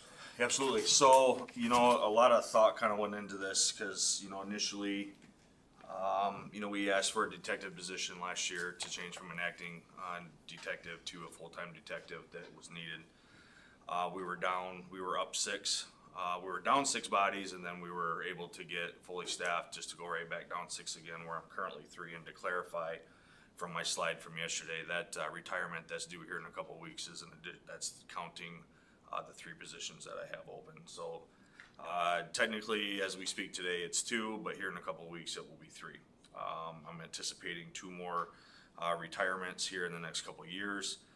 You know, but the common question that I constantly ask myself is this, like, well, what, you know, we look at for calls for service and kind of what we're doing. You know, I went back from when I started in 2006, we had roughly 22 commissioned officers.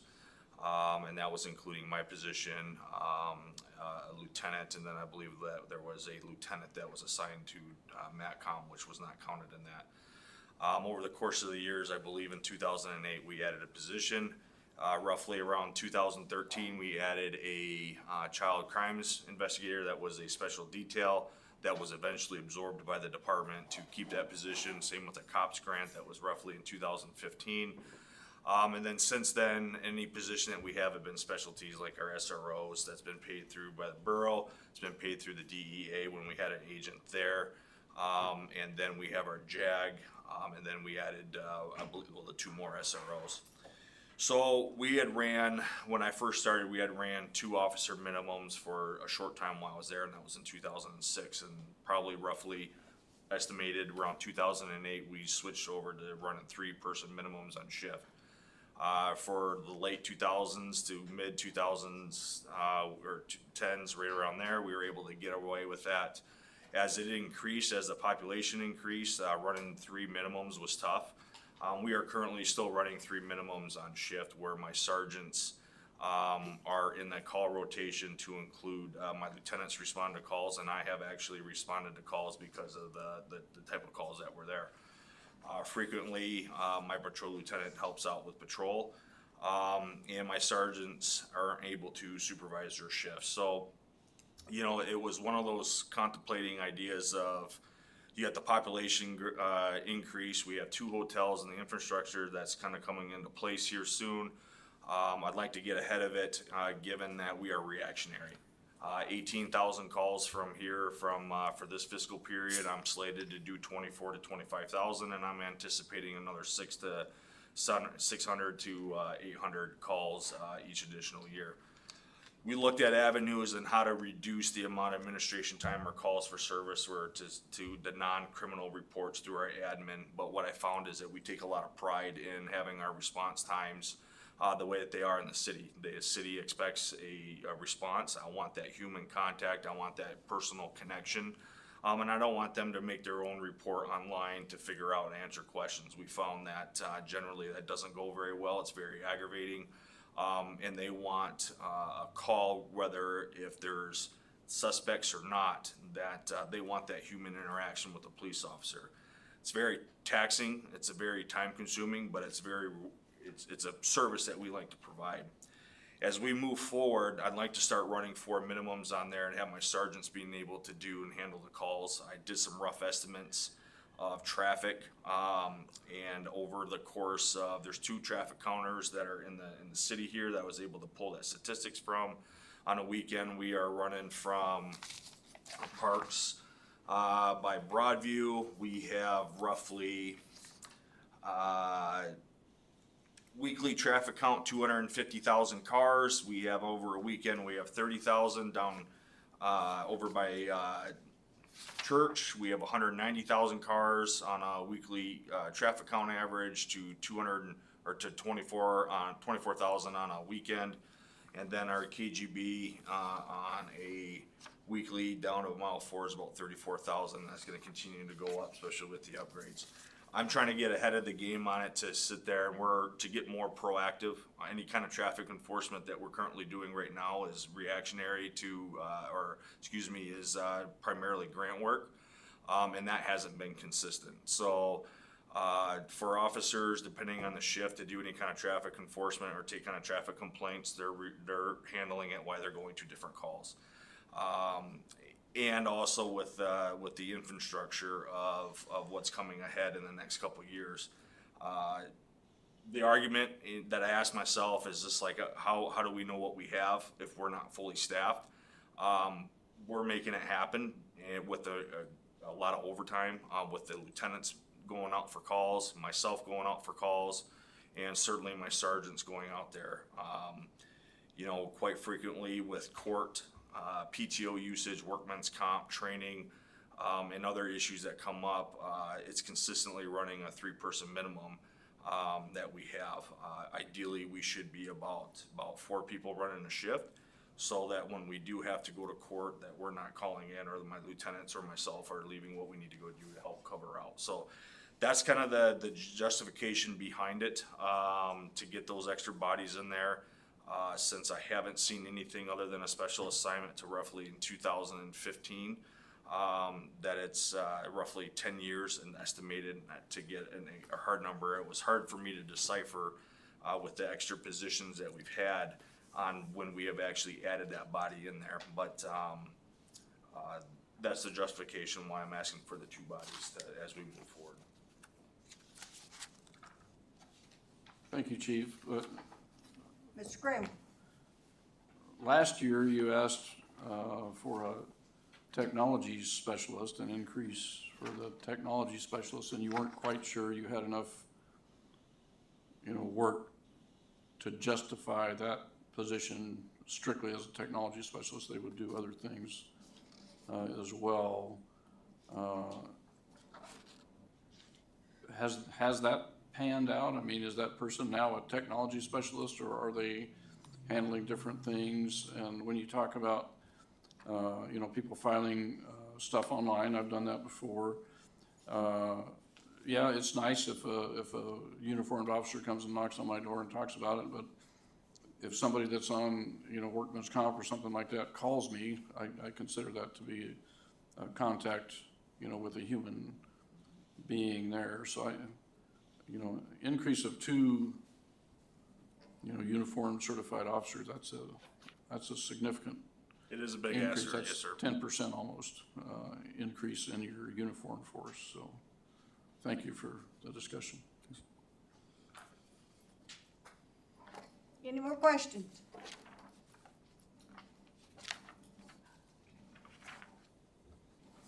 One Mr. other Graham. question.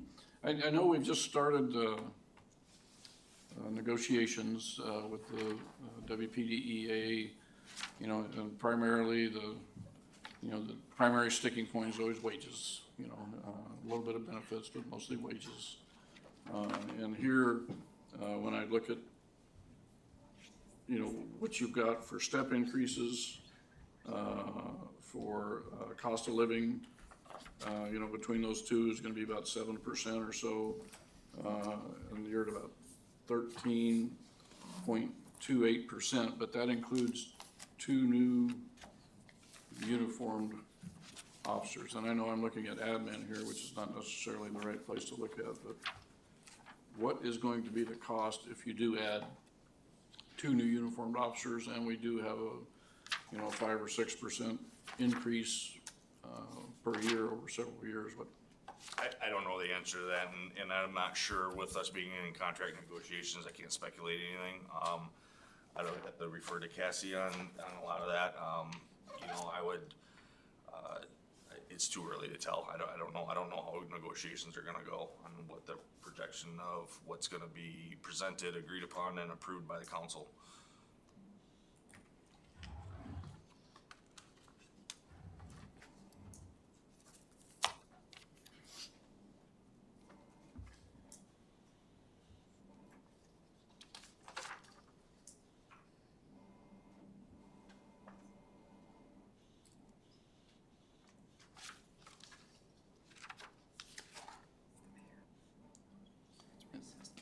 one other question, Chief. I realized the mayor had to step out for a second. But one other question here. Earlier in the year, I had talked with you about, adding some equipment to your cars so we wouldn't end up, I think Opticon is what it's called. Yes, sir. Was that built into this? Yes, it is. So I did some quotes on that, and what I found out was that they're roughly about $3,000 a piece installed. To get our whole fleet would be about $175,000. Obviously, I don't need it for my fleet. I don't need one on my car. I put in the budget or request in the budget to put 25 on our patrol cars, and that would be about $75,000. Where 75 give us some extra to have on some of the spares if someone were to have on there to get every patrol vehicle in there. But roughly, a give or take would be about roughly $3,000 for the system that we're looking at. So I do have that in the patrol equipment budget.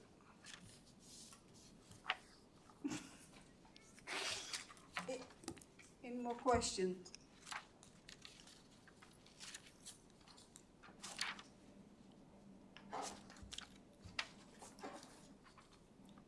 Madam Mayor, just to clarify, we're on administration, or are we talking about the entire police budget?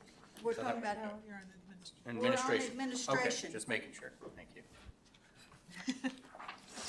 Thanks for the clarification. I thought I was like, all right, am I done? All right, let's go. Now we're on to general investigation, page 88 and 89. I think you're on, are you, you missed 86, drug enforcement, 86. Oh, my page is stuck together, sorry. Multitask drug enforcement on page 86.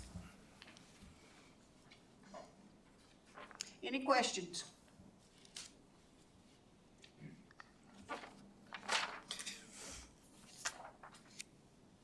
Okay, One question, Madam Mayor. So what percentage of this, and this is one person, one, fairly well-qualified person, what percentage of that is paid by the city and what percentage of that is, do we pay for the benefits and they pay for the salary? How does that shake out? The full position is paid primarily by the JAG grant, which is a federal fund, which is dispersed by the state. Some things that they don't cover is like gasoline for the car, we cover that expense. And I believe cell phones, do we cover a cell phone on that? We cover his cell phone, and then we also, we cover overtime through, HIDA grant. HIDA. Yep. So there's a different grant that we have that covers his overtime. JAG will not cover that. If for some reason there is a call that is specific to his assignment, then he would come off that grant. We'd have to pay him through our funds if it's not grant reimbursable, or if there's something like I need him to do a special assignment that's not related to the drug, then we would be paying for that. That's not reimbursed by the grant. any other questions? Okay, we're moving on to general investigation, page 88. Questions?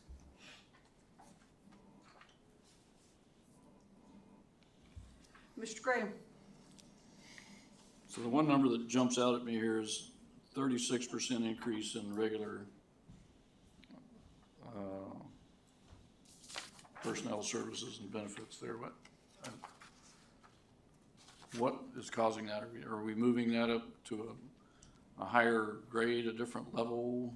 Are we taking it from what would have been a PO3 to now something of what? Could possibly, and Cassie may have to clarify this, but it could be possibly because of the person that was promoted to a detective position and their current rate.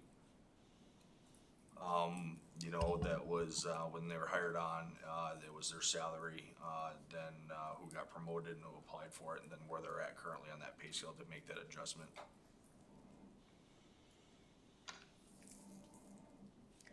Any more questions? Madam Mayor, just a question, the dues and subscriptions were leads online, is that so people can submit leads online, or what is that? Leads Online is a program that can kind of interact with other agencies to find individuals that are committing crimes in other jurisdictions and submit to find that information. Our neighbors and our detectives use it regularly for a lot of stolen property, talking with other agencies that submit in there. And honestly, I don't know if it has a public component to that. It is more used from a statistical and a detective of searching information between different agencies. Thank you. Mr. Graham? Then when I look down at services, travel, you're talking about travel and training for new detective. I'm looking at page 89, about the middle of the page there, staff development and travel. So when you promote someone to detective, do they then go through some training and then get the bump in salary, or do they get the bump in salary right away and then we train them? They do get the bump in salary, and what that's kind of specific on is that we all, over the course of years of experience, learned how to investigate property crimes. You know, with our department, we are not a large department, so you get to get hands-on with a lot of those calls when you're in patrol. Detectives is learning how to process scenes, learning those skills that you may get as a patrol officer, but you get a little bit more in depth. And then what we do is that we do specialized training for major crimes, for such as homicide or very violent offenses, and that's where I kind of gear more of the specialized training to capitalize on that, because typically when we get into a homicide, a patrol officer is not going to investigate that. They may assist with that, but they will, that will be left to the individuals that receive the extensive training on how to process and how to investigate those types of crimes. So that's what we like to get into. When they get into that position, we'll send them into more advanced training to build on that skill set that they already have. And then do they receive a step increase when they've completed this training, or it's kind of all built in up front? Okay, thank you. Any more questions? Okay. We are on page 90, patrol. Madam Mayor? Mr. Crafton? Thank you. Overtime. I know normally you've started asking for more overtime. Obviously, this probably accounts for the 2 new patrol officers as well, or commissioned officers as well, accounting for some time for them. 61, basically 62% is a pretty steep increase in overtime. Are we just seeing a need for more overtime? What do we? Currently, on how we're running right now, yes. You know, it's at any given time, we can call out a lot of people. You know, there's calls for service at the end of shift. There's calls for service during in there, and then if we got special events kind of going on, you know, running 3 staff minimums. We're gonna get that on a frequent basis. If court runs late, if you have sick, PTO usage, again, workman's comp, or any other issues that come up.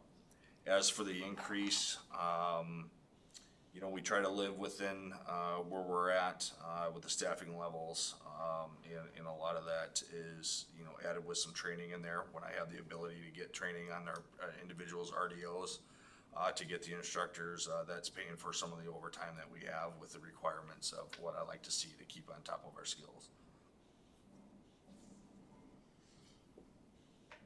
Other questions? Okay, then we are moving on to page 92, Matsu SRO.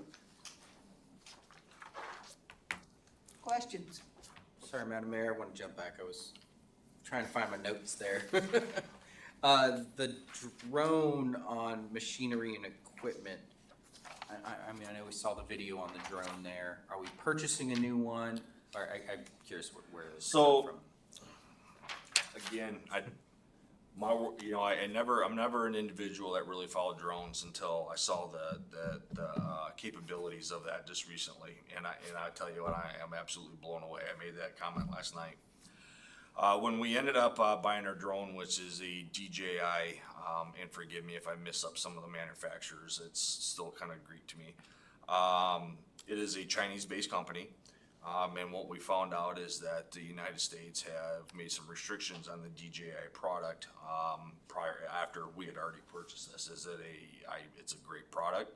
It does, as you've seen some of the footage, it does what we need it to do, and it's considerably a lot cheaper than some of the US-based products. But the US has come out and they have already restricted and are going to restrict the purchase or the flying of these DJI drones, along with probably getting them fixed or whatever the case may be. We have looked at a replacement. When I went to the IACP conference in Boston this year, I talked to numerous manufacturers. My lieutenant is very involved in the drone program. We talked to numerous manufacturers that have the same quality, but they're considerably a lot more. We looked at if they do restrict us flying, we need to be in compliance to keep our drone pilot license and all that right. But since then, we are currently in talk with the DOT, Alaska State DOT, and they have numerous drones, and they're looking for operators, and we're working on an MOU to potentially use those to the extent of at one point potentially having a drone launch from our building that would be owned by the state. But we are working out the fine details on that, and it's an avenue that we're definitely looking into. They are looking for pilots, and they do it with the state troopers now, and we're just kind of copying the MOU, but it's nothing concrete. I have not looked at an MOU. I haven't looked at a contract and who's going to be responsible for what. So I'm optimistic that we can move forward with it, but I have to plan that if that doesn't go through, I'd like to say, we'll run our DJI until we can't. And I'd like to plan for that because it is a big asset, and I'd like to stay on top of it. And I also want to start kind of creating a fund that I can start replacing those because of the amount of specific, duties that thing can do, because it's multi-use and a huge asset to us. So 30 is just to start a fund to potentially replace it, or is 30 that the would be the cost of- cost to replace one right now, and that's what I budgeted for. If I have to replace it, that's roughly what I'm going to be paying for it with that. And I have to go back off my memory, and I believe our DJI one was slightly over 10. Oh, I know the good ones are not cheap. I know that. So. Any other questions? Okay, Matsu SROs, page 92. Questions? Mr. Graham? Thank you, Madam Mayor. Looking at the vehicle fund here, we have 3 SROs, and I'm assuming we're assuming that we'll continue to have 3 SROs. So basically, we're at $10,000 a piece on those vehicles, but when I look at the amount allocated for vehicles in other areas, like for instance, general investigation, I think that's 2 vehicles at 30,000. Is there 3, sir. Is it 3? Okay, I thought we had 2 vehicles over there. And obviously patrol is a totally different animal, but just was curious if we're just saying, well, they put a whole lot less miles on them, but they operate as patrol officers during the non-school year. So Between training and leave that they take, yes. And typically, from a management standpoint, they do get cars with a little higher miles on them that we kind of like to take it easy with, and especially, but still look nice with the decals on it. And then I will cycle the vehicles that need on patrol, so they kind of get, lack of a better word, they get the hand-me-downs without being too bad of cars. part of the job. So It is. So do we need to increase that number? I guess is one, do we need to look at 12 and a half or 13? As we look at vehicles in a whole, I'm seeing vehicle costs just going right up through the roof recently. As a whole, I think we did increase our vehicle fund quite a bit to anticipate the large increase. Correct me, do we get reimbursed back for the vehicle usage to this SRO in our new contract? We cover that? Yeah, we cover that. The SRO contract with the Matsuboro School District only covers the salaries and benefits of them. It's a 75-25 split for that, so. But that was part of our agreement that we had with them. And 10,000 on a car, we're just maintaining, and with the anticipation at some point we're gonna need to cover. But again, when we get up to those high miles, we're kicking the cars out to either a spare or getting them cycled through with a patrol vehicle that has a little bit higher miles on it to get them the vehicles. So probably a question for Cassie then, do we need to look at a different allowance for the WPD vehicles, a different level?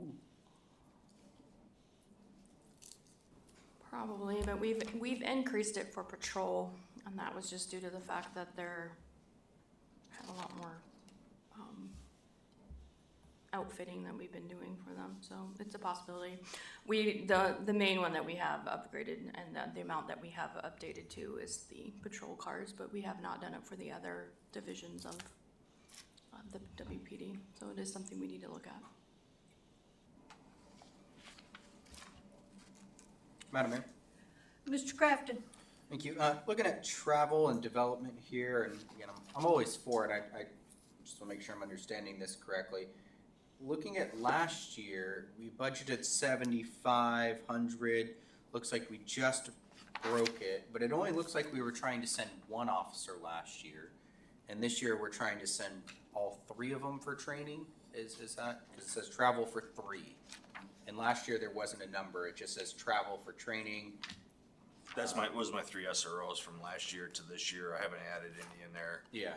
And that is reimbursed by the school district. So we spend it, they give us the money, whatever we spent back at that And point. they're going to NASRO, which is the National Association of School Resource Officers. So all 3 of them will go, believe it's June, July every Right, year.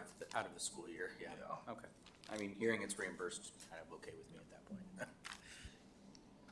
Any other questions? Madam Mayor? Yes. Just a quick one, I don't know, for both of you and Cassie. Going back to patrol with the vehicle fund there, that 310,000, how many vehicles does that cover? Currently, right now, it is, are we at 54,000 at Tahoe right now? So we're at 54,000 at Tahoe right now, and that's gonna be subject to roughly, on average, probably a 1 to 3% increase, coming here in the next couple of weeks. I'm anticipating, General Motors and Ford, and Dodge, they all increase anywhere between 1 and 3%. Right after COVID, it went up to considerably. After that, I am anticipating that's gonna kind of keep coming down quite a bit. And then what we do have is we have an increase in installation, then we have an increase in barging, the freight, or the equipment to get up here, including the freight. And then adding the Opticoms in there, $3,000 a piece is kind of absorbing a lot of those. So we're seeing gradual markups throughout the course of how we build our cars. And we can range anywhere between, all said and done, between 80 to 94,000, or excuse me, about 88 to 94,000 a year. Some of that stuff we try to recycle. We did have a patrol car that was considered totaled. We had stripped that thing out to kind of reduce our cost.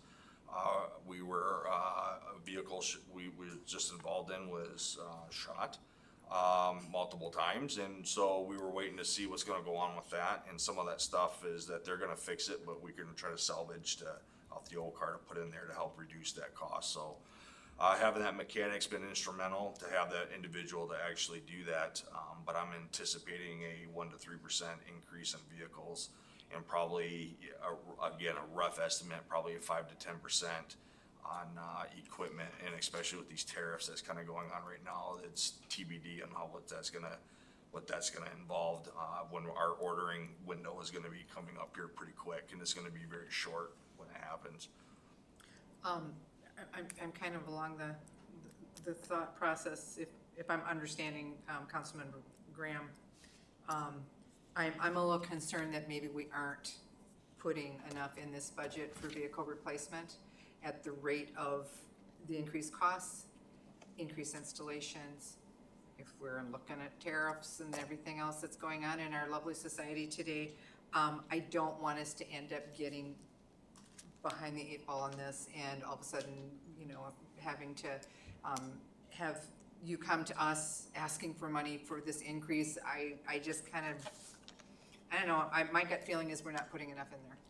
And I don't know if, between the two of you, if you can maybe look at this and come up with a little bit better number? Another issue that we're having is that just because I order a certain amount of vehicles, it doesn't mean that I'm Doesn't mean guaranteed to you get get it. So, Yeah. the first year we were able to get, we missed out on some. This year we were able to get all our 4.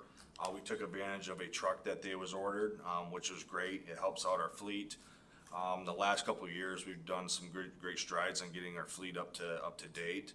And they're holding up and they're lasting a lot longer, and our maintenance has gone down. But again, every year, and again, I got a question, I'm like, how is it gonna be this year when we do an ordering with these tariffs that are coming? I mean, it's something that I have to plan for. But yeah, absolutely, we can look at it and see if we can't get a good judgment to either adjust the numbers or saying, hey, we're right on where we need to be, based on what my replacement, where my speculated replacement is gonna be here in the next couple of years. Okay, because at this point, I would rather that we have the funding in there, and if we don't use it, great. For sure. But I'd rather that we're covered in light of increases and some of the issues you may run into. Further questions? Hearing none, we'll move on to WPD Garage. Page 94, 95. Questions?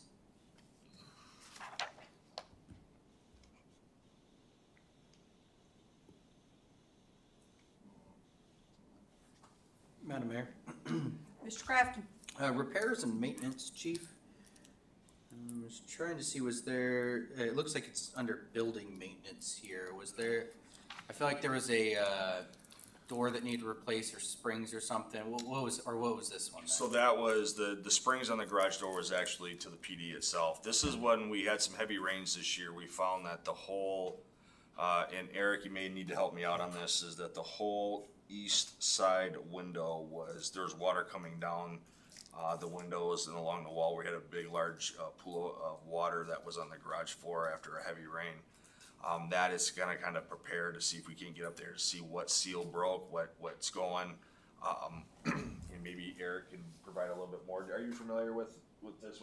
Same amount. Perfect. Yeah. So it's kind of speculating that I know I have an issue there. I just don't know what it is, and I haven't been able to get anybody up there until the weather breaks to see what's going on.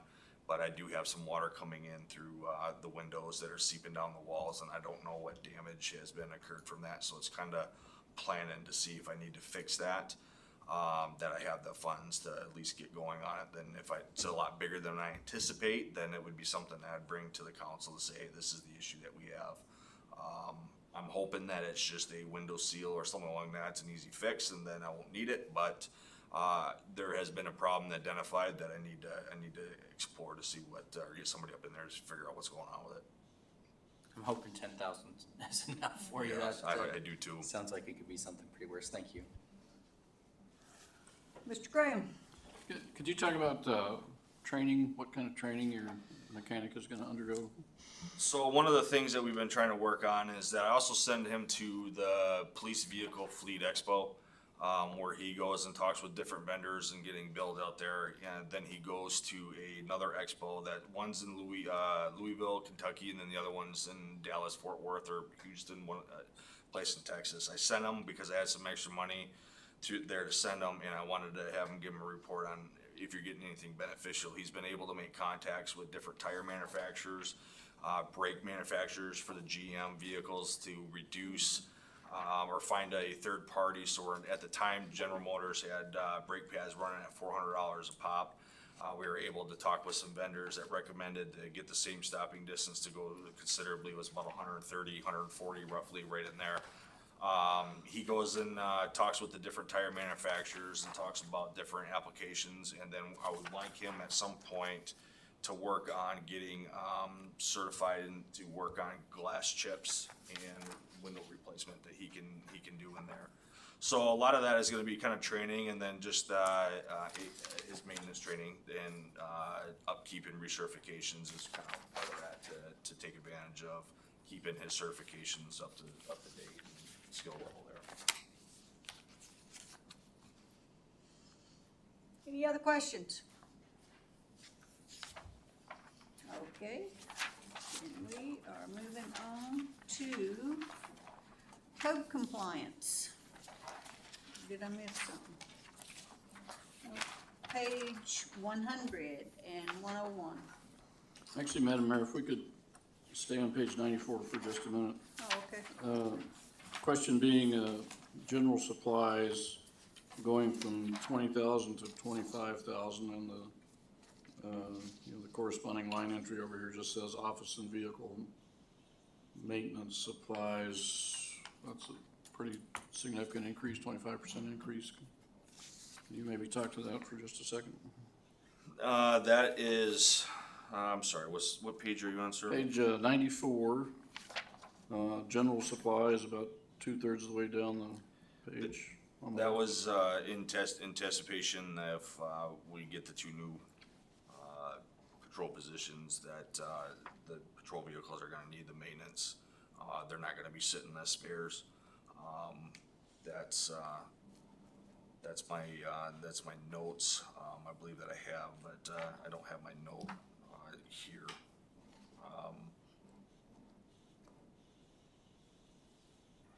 And nothing is screaming out to me of a specialized or individual or isolated increase. I believe it was just because of, if we end up getting the 2 bodies to help out with that. Thank you. Okay. Page 100, code compliance. Questions?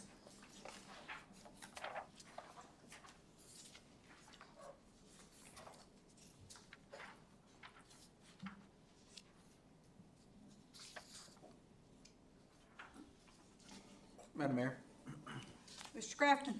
what kind of training are we looking at sending our code compliance officer for?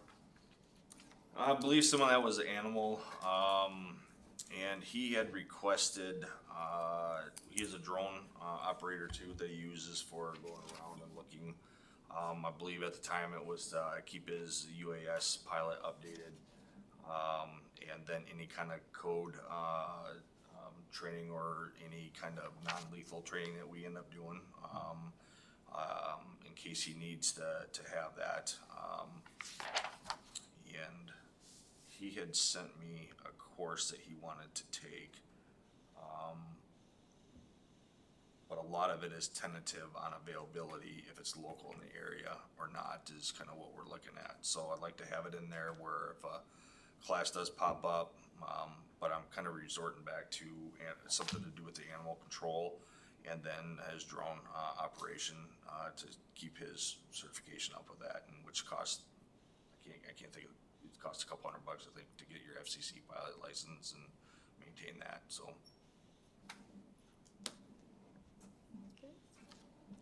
Questions? Mr. Graham?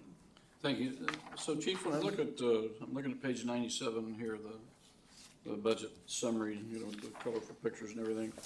The middle of the page in the green section talks about animal response, 300 calls, code compliance calls, other, be like 1,200 calls. But when I hear from planning, I hear that it's almost the other way around, that we're spending a tremendous amount of time on animal calls to the point where we don't have time to respond to compliance calls for service, including municipal land use, business license violations. And I also see when I go to planning commission meetings, the log for code compliance doesn't really show anything. I mean, I'm really confused. If there's 1,500 calls a year, it seems like that code compliance page would be pretty full on the planning commission, and I would be hearing a different thing when I'm at the planning commission about animal calls versus, Connex, storage, and so on and so forth. Am I missing something here? So what you're seeing is primary calls for service. What you're not seeing, about 98% of that is gonna be follow-up. So a lot of times with animal calls is that you're gonna get a lot of follow-up calls, or a lot of follow-up that you're doing, which is taking the time out there. You get an animal complaint and there's gonna be multiple follow-ups that he needs to do with that. Same with code compliance, if there's a complaint that comes in through citizen serve, he's going out and then he's creating a follow-up based off that primary. And it's generating another call, but we're only tracking the primary incidents because it's all related to the same, if that makes sense.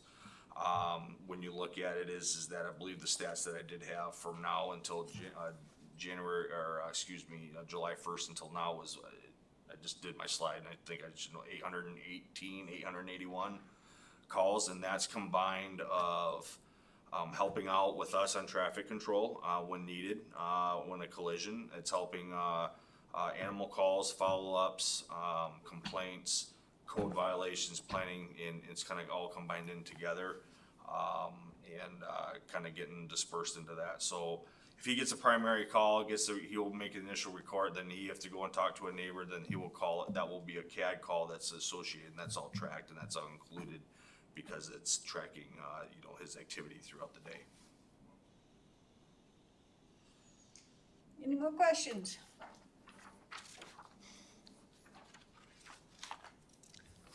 Okay. Hearing none. Okay. Thank you, Chief.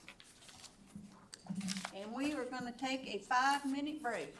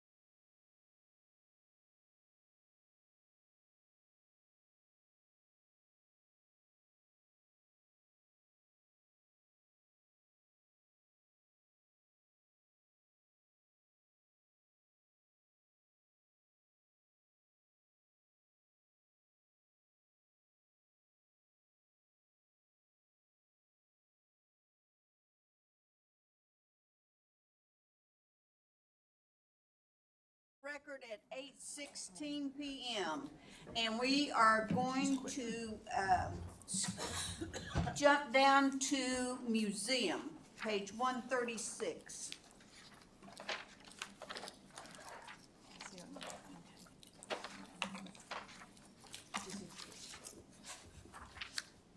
It's space for me to remember who I am. Exactly.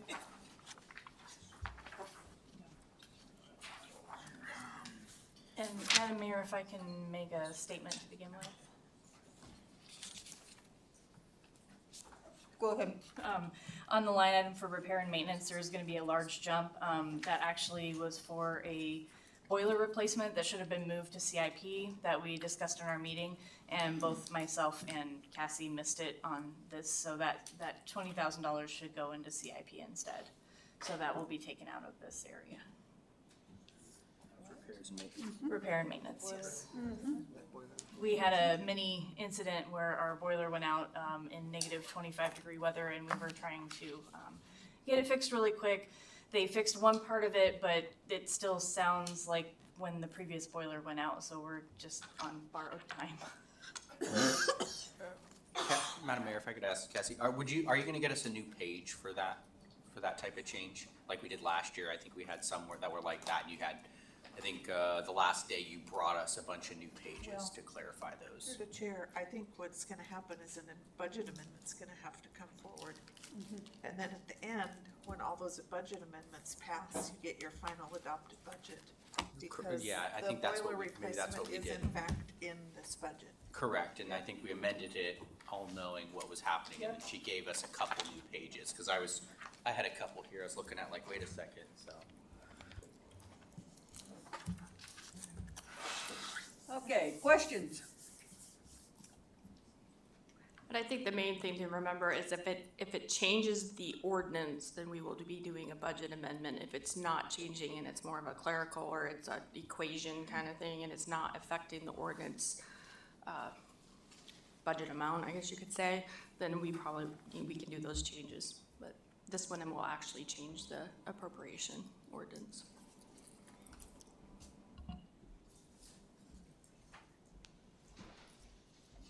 Okay.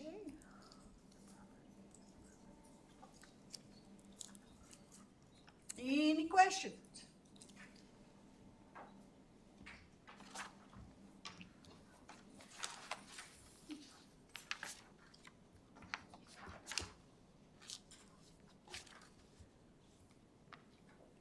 Madam Mayor? Yes. Guess I should ask something here.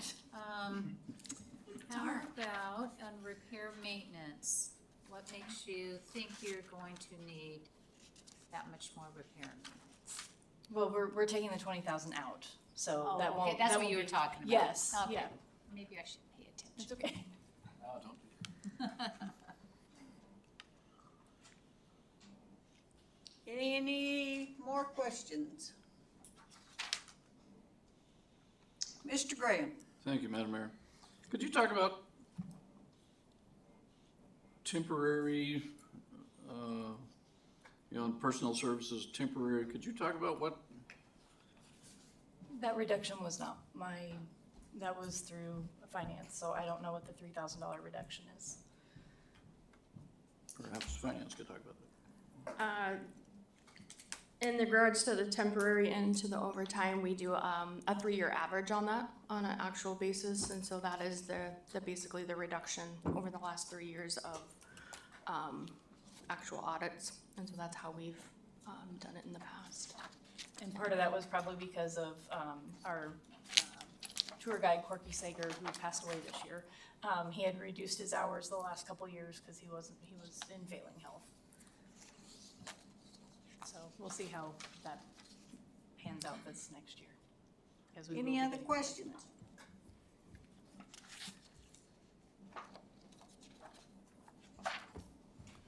And then I see cleaning expense, looks like it's going down fairly significantly as well. Was there a particular expense this fiscal year that caused us a lot of extra cleaning? So again, we had planned on cleaning the old museum windows and getting replacements there, but because of the asbestos, that paused everything on that side. So, this next coming year, we're still waiting on a few other, there's still some asbestos to abate in that area. So, having people in to clean and all that, it's not gonna happen this year. So probably in the next probably 2027, FY 2027 is when we'll get back to that. So those unspent funds will just stay in the general fund for that window maintenance or window cleaning? It actually will go down, it'll go back into fund balance. It'll be coming in as fund balance and will need to be reappropriated for that in the upcoming budget. Any other questions? Ms. Rubio? Madam Mayor, thank you. Under staff development, the personal development college courses and then the ATOM. ATOM, yes. That's the Association of Tribal Archives, Libraries, and Museums.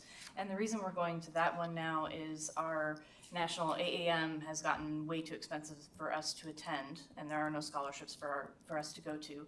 ATOM does have scholarships that they will give to us, and they have actually had more beneficial trainings than what the other organizations have had. So that's what that one is going to that conference. The other for the college, that is for the Society of American Archivists certification that our museum aide is going through and getting right now. So that is to pay for those courses and certification.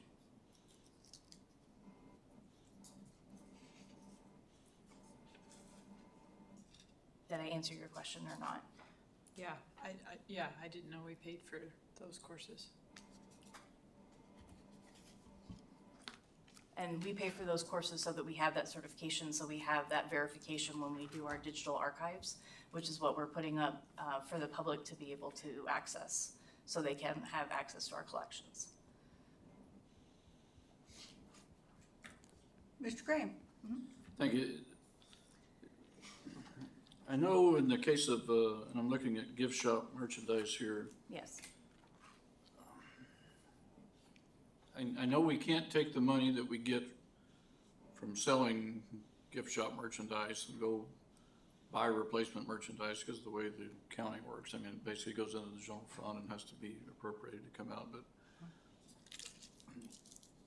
are we actually selling enough? I mean, $5,000 in a year, $4,000 in a year, are we selling enough tchotchkes to make it worthwhile to, that's not. So right now, we're breaking even. And again, that's one of the reasons why I've reduced that, because part of that was included for, when we moved to the new museum area, it included basically shelving, display cases, that kind of thing. So we don't need any more of those, which is the reduction this year. The amount of things, people usually come in looking for things to buy in museum shops. It's one thing that they buy. And we have been working on tailoring what people want every year. And so we're working on this year increasing sales based on what people want. We're also looking at the opportunity for having an online through Zazzle that people can order their own items, and we would no longer have to be paying for things to be on the shelves. We would just give them a website, they would buy whatever they want. If they wanted stickers, if they wanted playing cards, if they wanted whatever, they could go order what they wanted, put our logo on it, and go. So that's what our hope is to get that all online. Maybe have a few things in person that people can buy that they can't get anywhere else. Any more questions? And Mr. Graham? I don't see an entry for technology replacement for this year. Correct. None of the departments have that, as the technology replacement funds has a large fund balance of over $750,000. And so we are currently averaging about $100,000 a year on that. So we have chosen to not take that transfer for the upcoming year.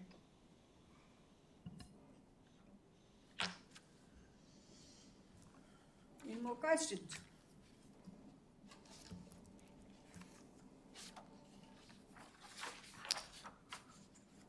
Thank you, Bethany. Thank you, ma'am. Okay. Now, we are going to Public Safety Matcom Dispatch Center. And 106 and 107. Yep, and 102, like Cassie said.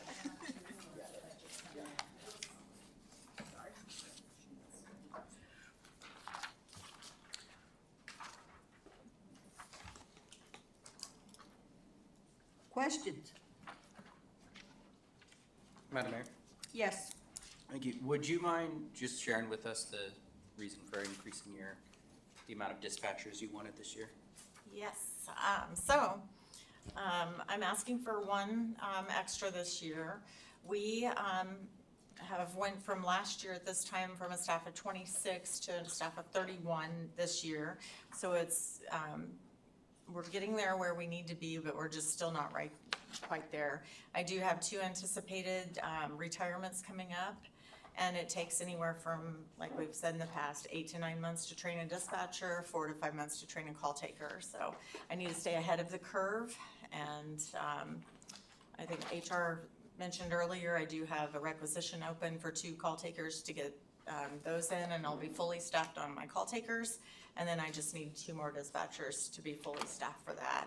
But this will give me an overhire option to be able to have enough staff to be able to continue operations and not panic when we have our retirements or when we have just people taking leave and being able to account for that. So that's why I'm asking for an additional person. Other questions? Mr. Graham? And are we seeing a increase in the number of calls that would show a 5% bump in personnel, or? Yeah, the call volume is staying about the same, but the CAD calls, the amount of traffic on the radio is what's really increased. I mean, the chief was saying he has 18,000 CAD calls a year. We're doing in excess of 92,000 CAD calls that we're creating in dispatch. So that's fire, EMS, and the Alaska State Troopers taking up a lot of CAD time. I don't have my push to talks, and that's was something that I was really wanting to have that number to be able to show how much radio traffic we're doing with each one of the agencies. But the extra work we have to do with the State Emergency Operations Center, with 511, our contract with the judicial services, all of those just amounts to a lot of extra time for the dispatchers.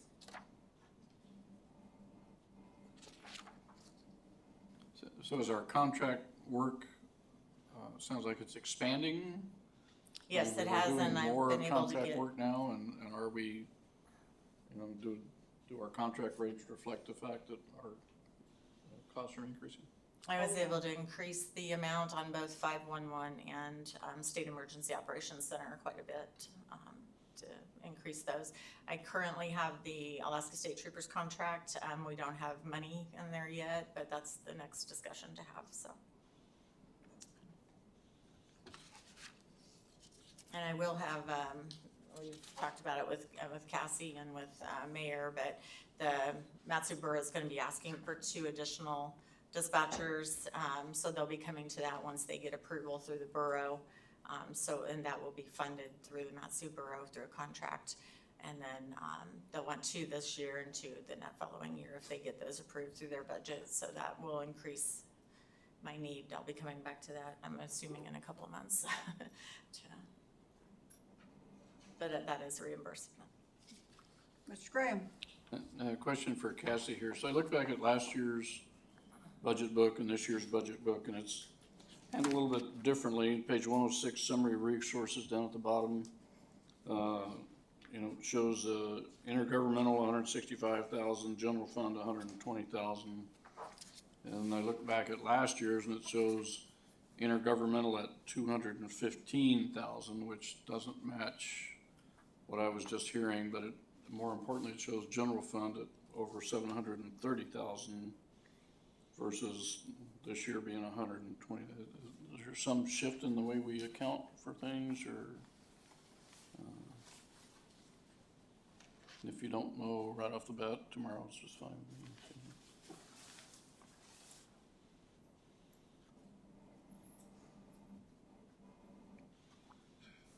because essentially it's showing, you know, the summary of resources is basically money coming in, you know, last year, $950,000 roughly, and this year, $310,000. That's a huge difference. I'm sorry, I don't see the 310, that's where. Oh, I'm sorry, yeah, the difference there being significant. So, you know, 7.3 million coming in for 26, whereas for 25 it was, you know, 6.8. But the difference being that it's just lined out differently. So I'm just wondering if that just make it easier to account for, to skip that other line. Because now we have some other funds here, but we also had other funds, looks like last year. I'm guessing those are grant funds or something. Correct, those are Payment. grant funds. Okay. The intergovernmental, and the difference in that is that the way that we have to account for certain agreements, so intergovernmental for like, the Matsu Borough and the, Department of Public Safety come through on intergovernmental because they're governmental. And then the City of Houston, City of Palmer, and there's another one in there, and I can't think of it, which one it is, but DOC. it might be DOC. They are counted, they have to be accounted a different way through our state revenue. It's the counting mechanism that we have to go through. And so the split has changed in regards to that. And it has a lot to do with the way that they word our contracts. And so the Matsu Borough and the state use intergovernmental agreements. And then there's another one for the rest of them use similar, they use grant language, which is very odd to me, but the state uses grant language for the SEOC, but I can't, statewide emergency. State Emergency Operations Center. There you go, that one. I call it SEOC, sorry. I don't know what the acronyms are. I got enough in my accounting world that I don't know MATCOMs. And so there's just a different way of accounting based upon how their agreements are written and approved through their governmental agencies, I guess is the best way to say. So would it be fair to say then, in MATCOM and Public Safety Dispatch, you know, we're spending about $4 million to service other agencies and about $3 million to service our City of Wasilla agencies. Is that Correct. Is that what I'm reading here? Is that what I'm saying? Correct. Thank you. Madam Mayor? Yes. So your proposed budget for regular at $3,135,800, that includes the additional dispatcher that you're asking for This has that on there, right? Which number, sorry? under regular? Yes. Okay, so, and can I assume that having that dispatcher is going to reduce overtime? Absolutely. Okay, but your overtime is increased in this budget. Those are averages. Once again, we take the average of the last 3 years of our overtime, and so therefore we average it out and based upon that in the last 3 years, and that's what we add in on top of the regular full-time positions. Okay, so the temporary is also averaged on this one then too? Correct. Okay. Madam Mayor? Mr. Crafton? Thank you. Professional services other. The amended of 2025 is 180,000. Last year, we originally only set it at 125,000. A majority of that was ACS TechMate at 124. This year, it looks like they're up to 189,000. There was a budget amendment last year that increased it to $180,000. So that's where I was going to ask what the budget amendment was, because I Yeah. can't remember them all. So they basically are charging us more. Yes. We projected less last year. And then And so this is had a to more come down. accurate representation of where that should have been at technically last year, but. Correct. We did a budget amendment when we had the budget amendment periods, and Lori had gotten the actual figures of what they were going to estimate our contract services for that. Okay, thank you. Any more questions?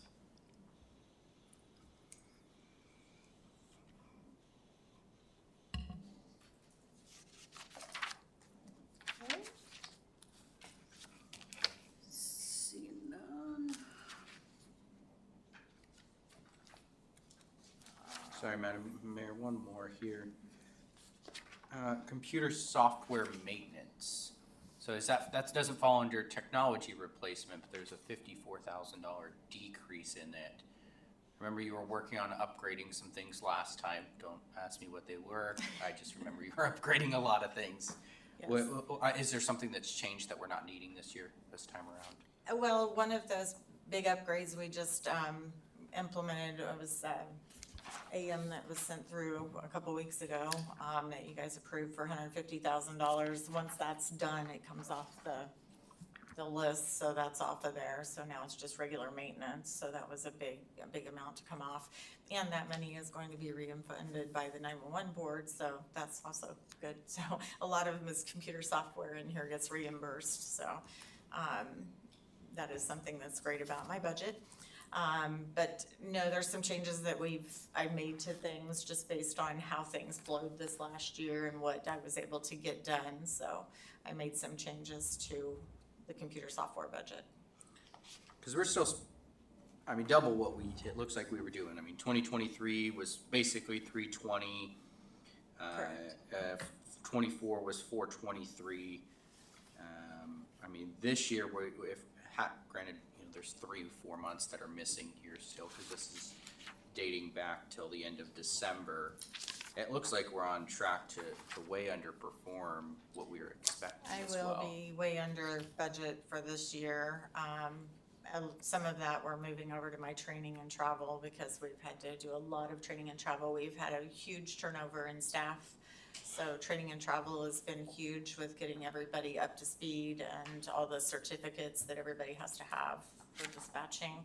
So some of that's being moved over to that training and travel. But for this next year, once we should be able to get up and rolling, we're going to be needing a new call handling system, and then getting that implemented along with all the parts and pieces that'll fall in place with that. So mapping, GIS data. So that's what some of this stuff is here. Wonderful. And like you said, should mostly be reimbursed anyway. Yes, So. lots of reimbursements. I'll be going to them to ask for. And then the increase in general supplies, that's mostly because we're adding 2 new positions for call takers or for dispatchers? Yeah, general supplies, it's your headsets, it's the keyboards, there's Desks, my chairs. desk, computers. I've added 2 new desks in there, so right now we have 8 call handling positions, 6 of those are radio positions. And then I'm adding 2 more positions that I would like to get fully up and operational with both call handling and radios. So that if there is a big event, we can have 10 fully functional consoles to be able to dispatch from. So this big increase in general supplies is expected to be a 1-year increase, a one-time increase? General supplies, Well, yeah, it's a $20,000 increase. That's, yeah. which is, more than 100% of your budget for the previous year. So. Oh, yes, there shouldn't be a need for it to continue that way once we get most of that up and running, yes. Desks and things like that. Sorry. Rubio. Thank you, Madam Mayor, I missed that. So office furniture and dispatch, 24/7 chairs, we're saying 26,000 was 2 chairs, is that? No, their And then chairs desks? are about 1,800 to 2,500 a chair Okay. for So I 24/7 missed what- chairs. That's for the 2 new employees, the 26? Which line are you on? I'm sorry. Page 108. Yeah, 108, under general supplies.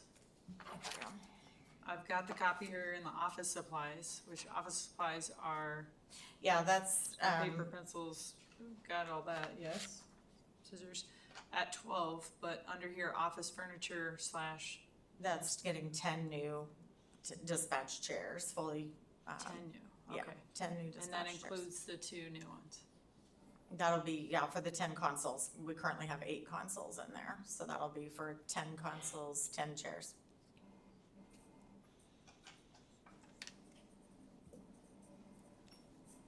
Further questions? Ms. Rubio? Oh, sorry.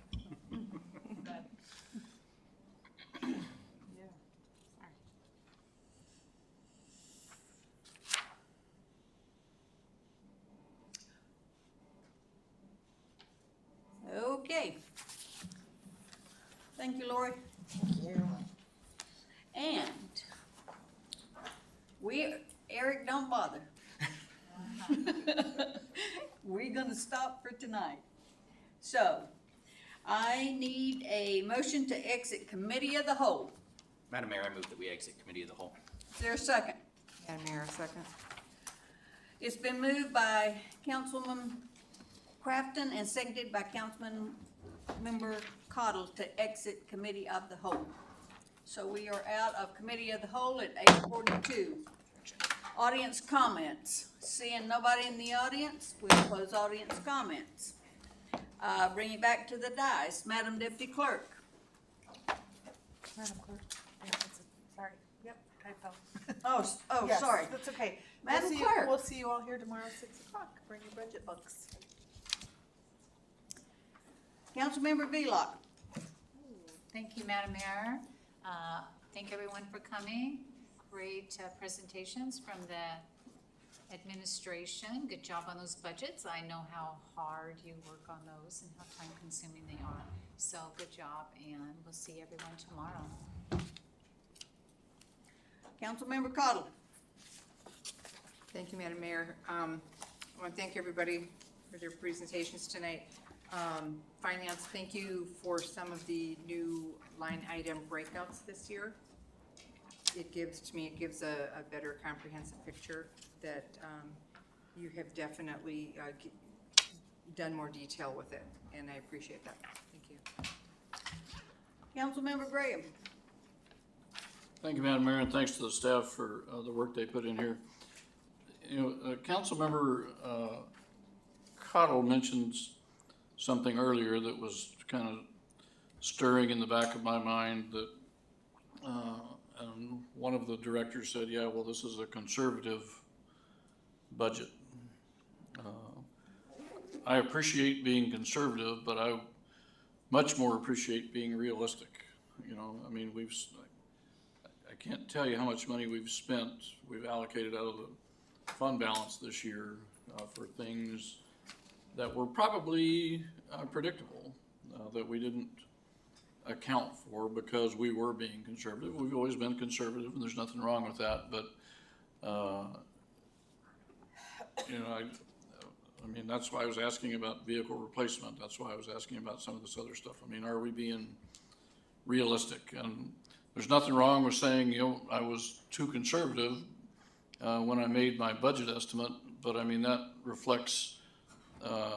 doesn't reflect well on the city when all of a sudden we have to come up with an extra, you know, $350,000 to do something that was in the back of your mind to be done all along and just never came up during the budget meetings. So I appreciate like I say, I appreciate the amount of work that went into this and the trimming that you've already done to make things happen. But if you trim too much, you know, you're not gonna hurt my feelings, you're not gonna hurt anybody else's feelings up here by coming back and saying, you know, I think I need an extra $120,000 to do X.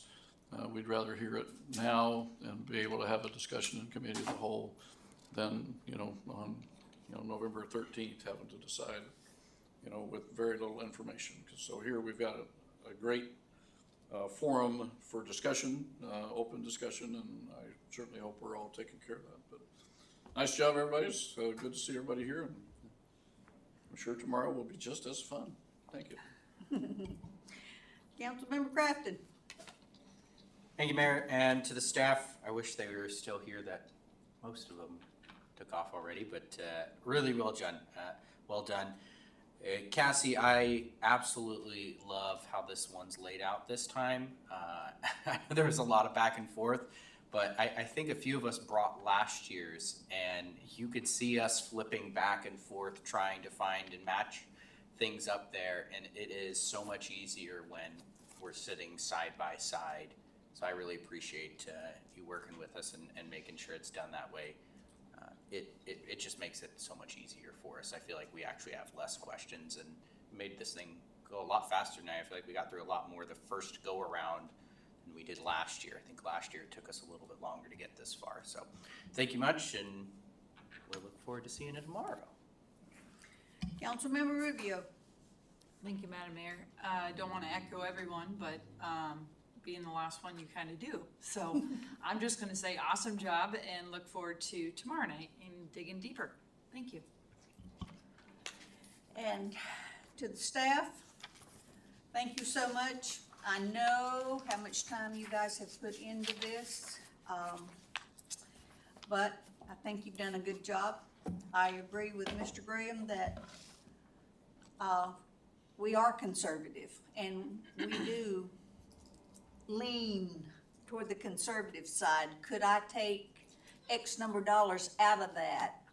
Could I skimp by with less or whatever? And that's just who we are. But again, to Mr. Graham,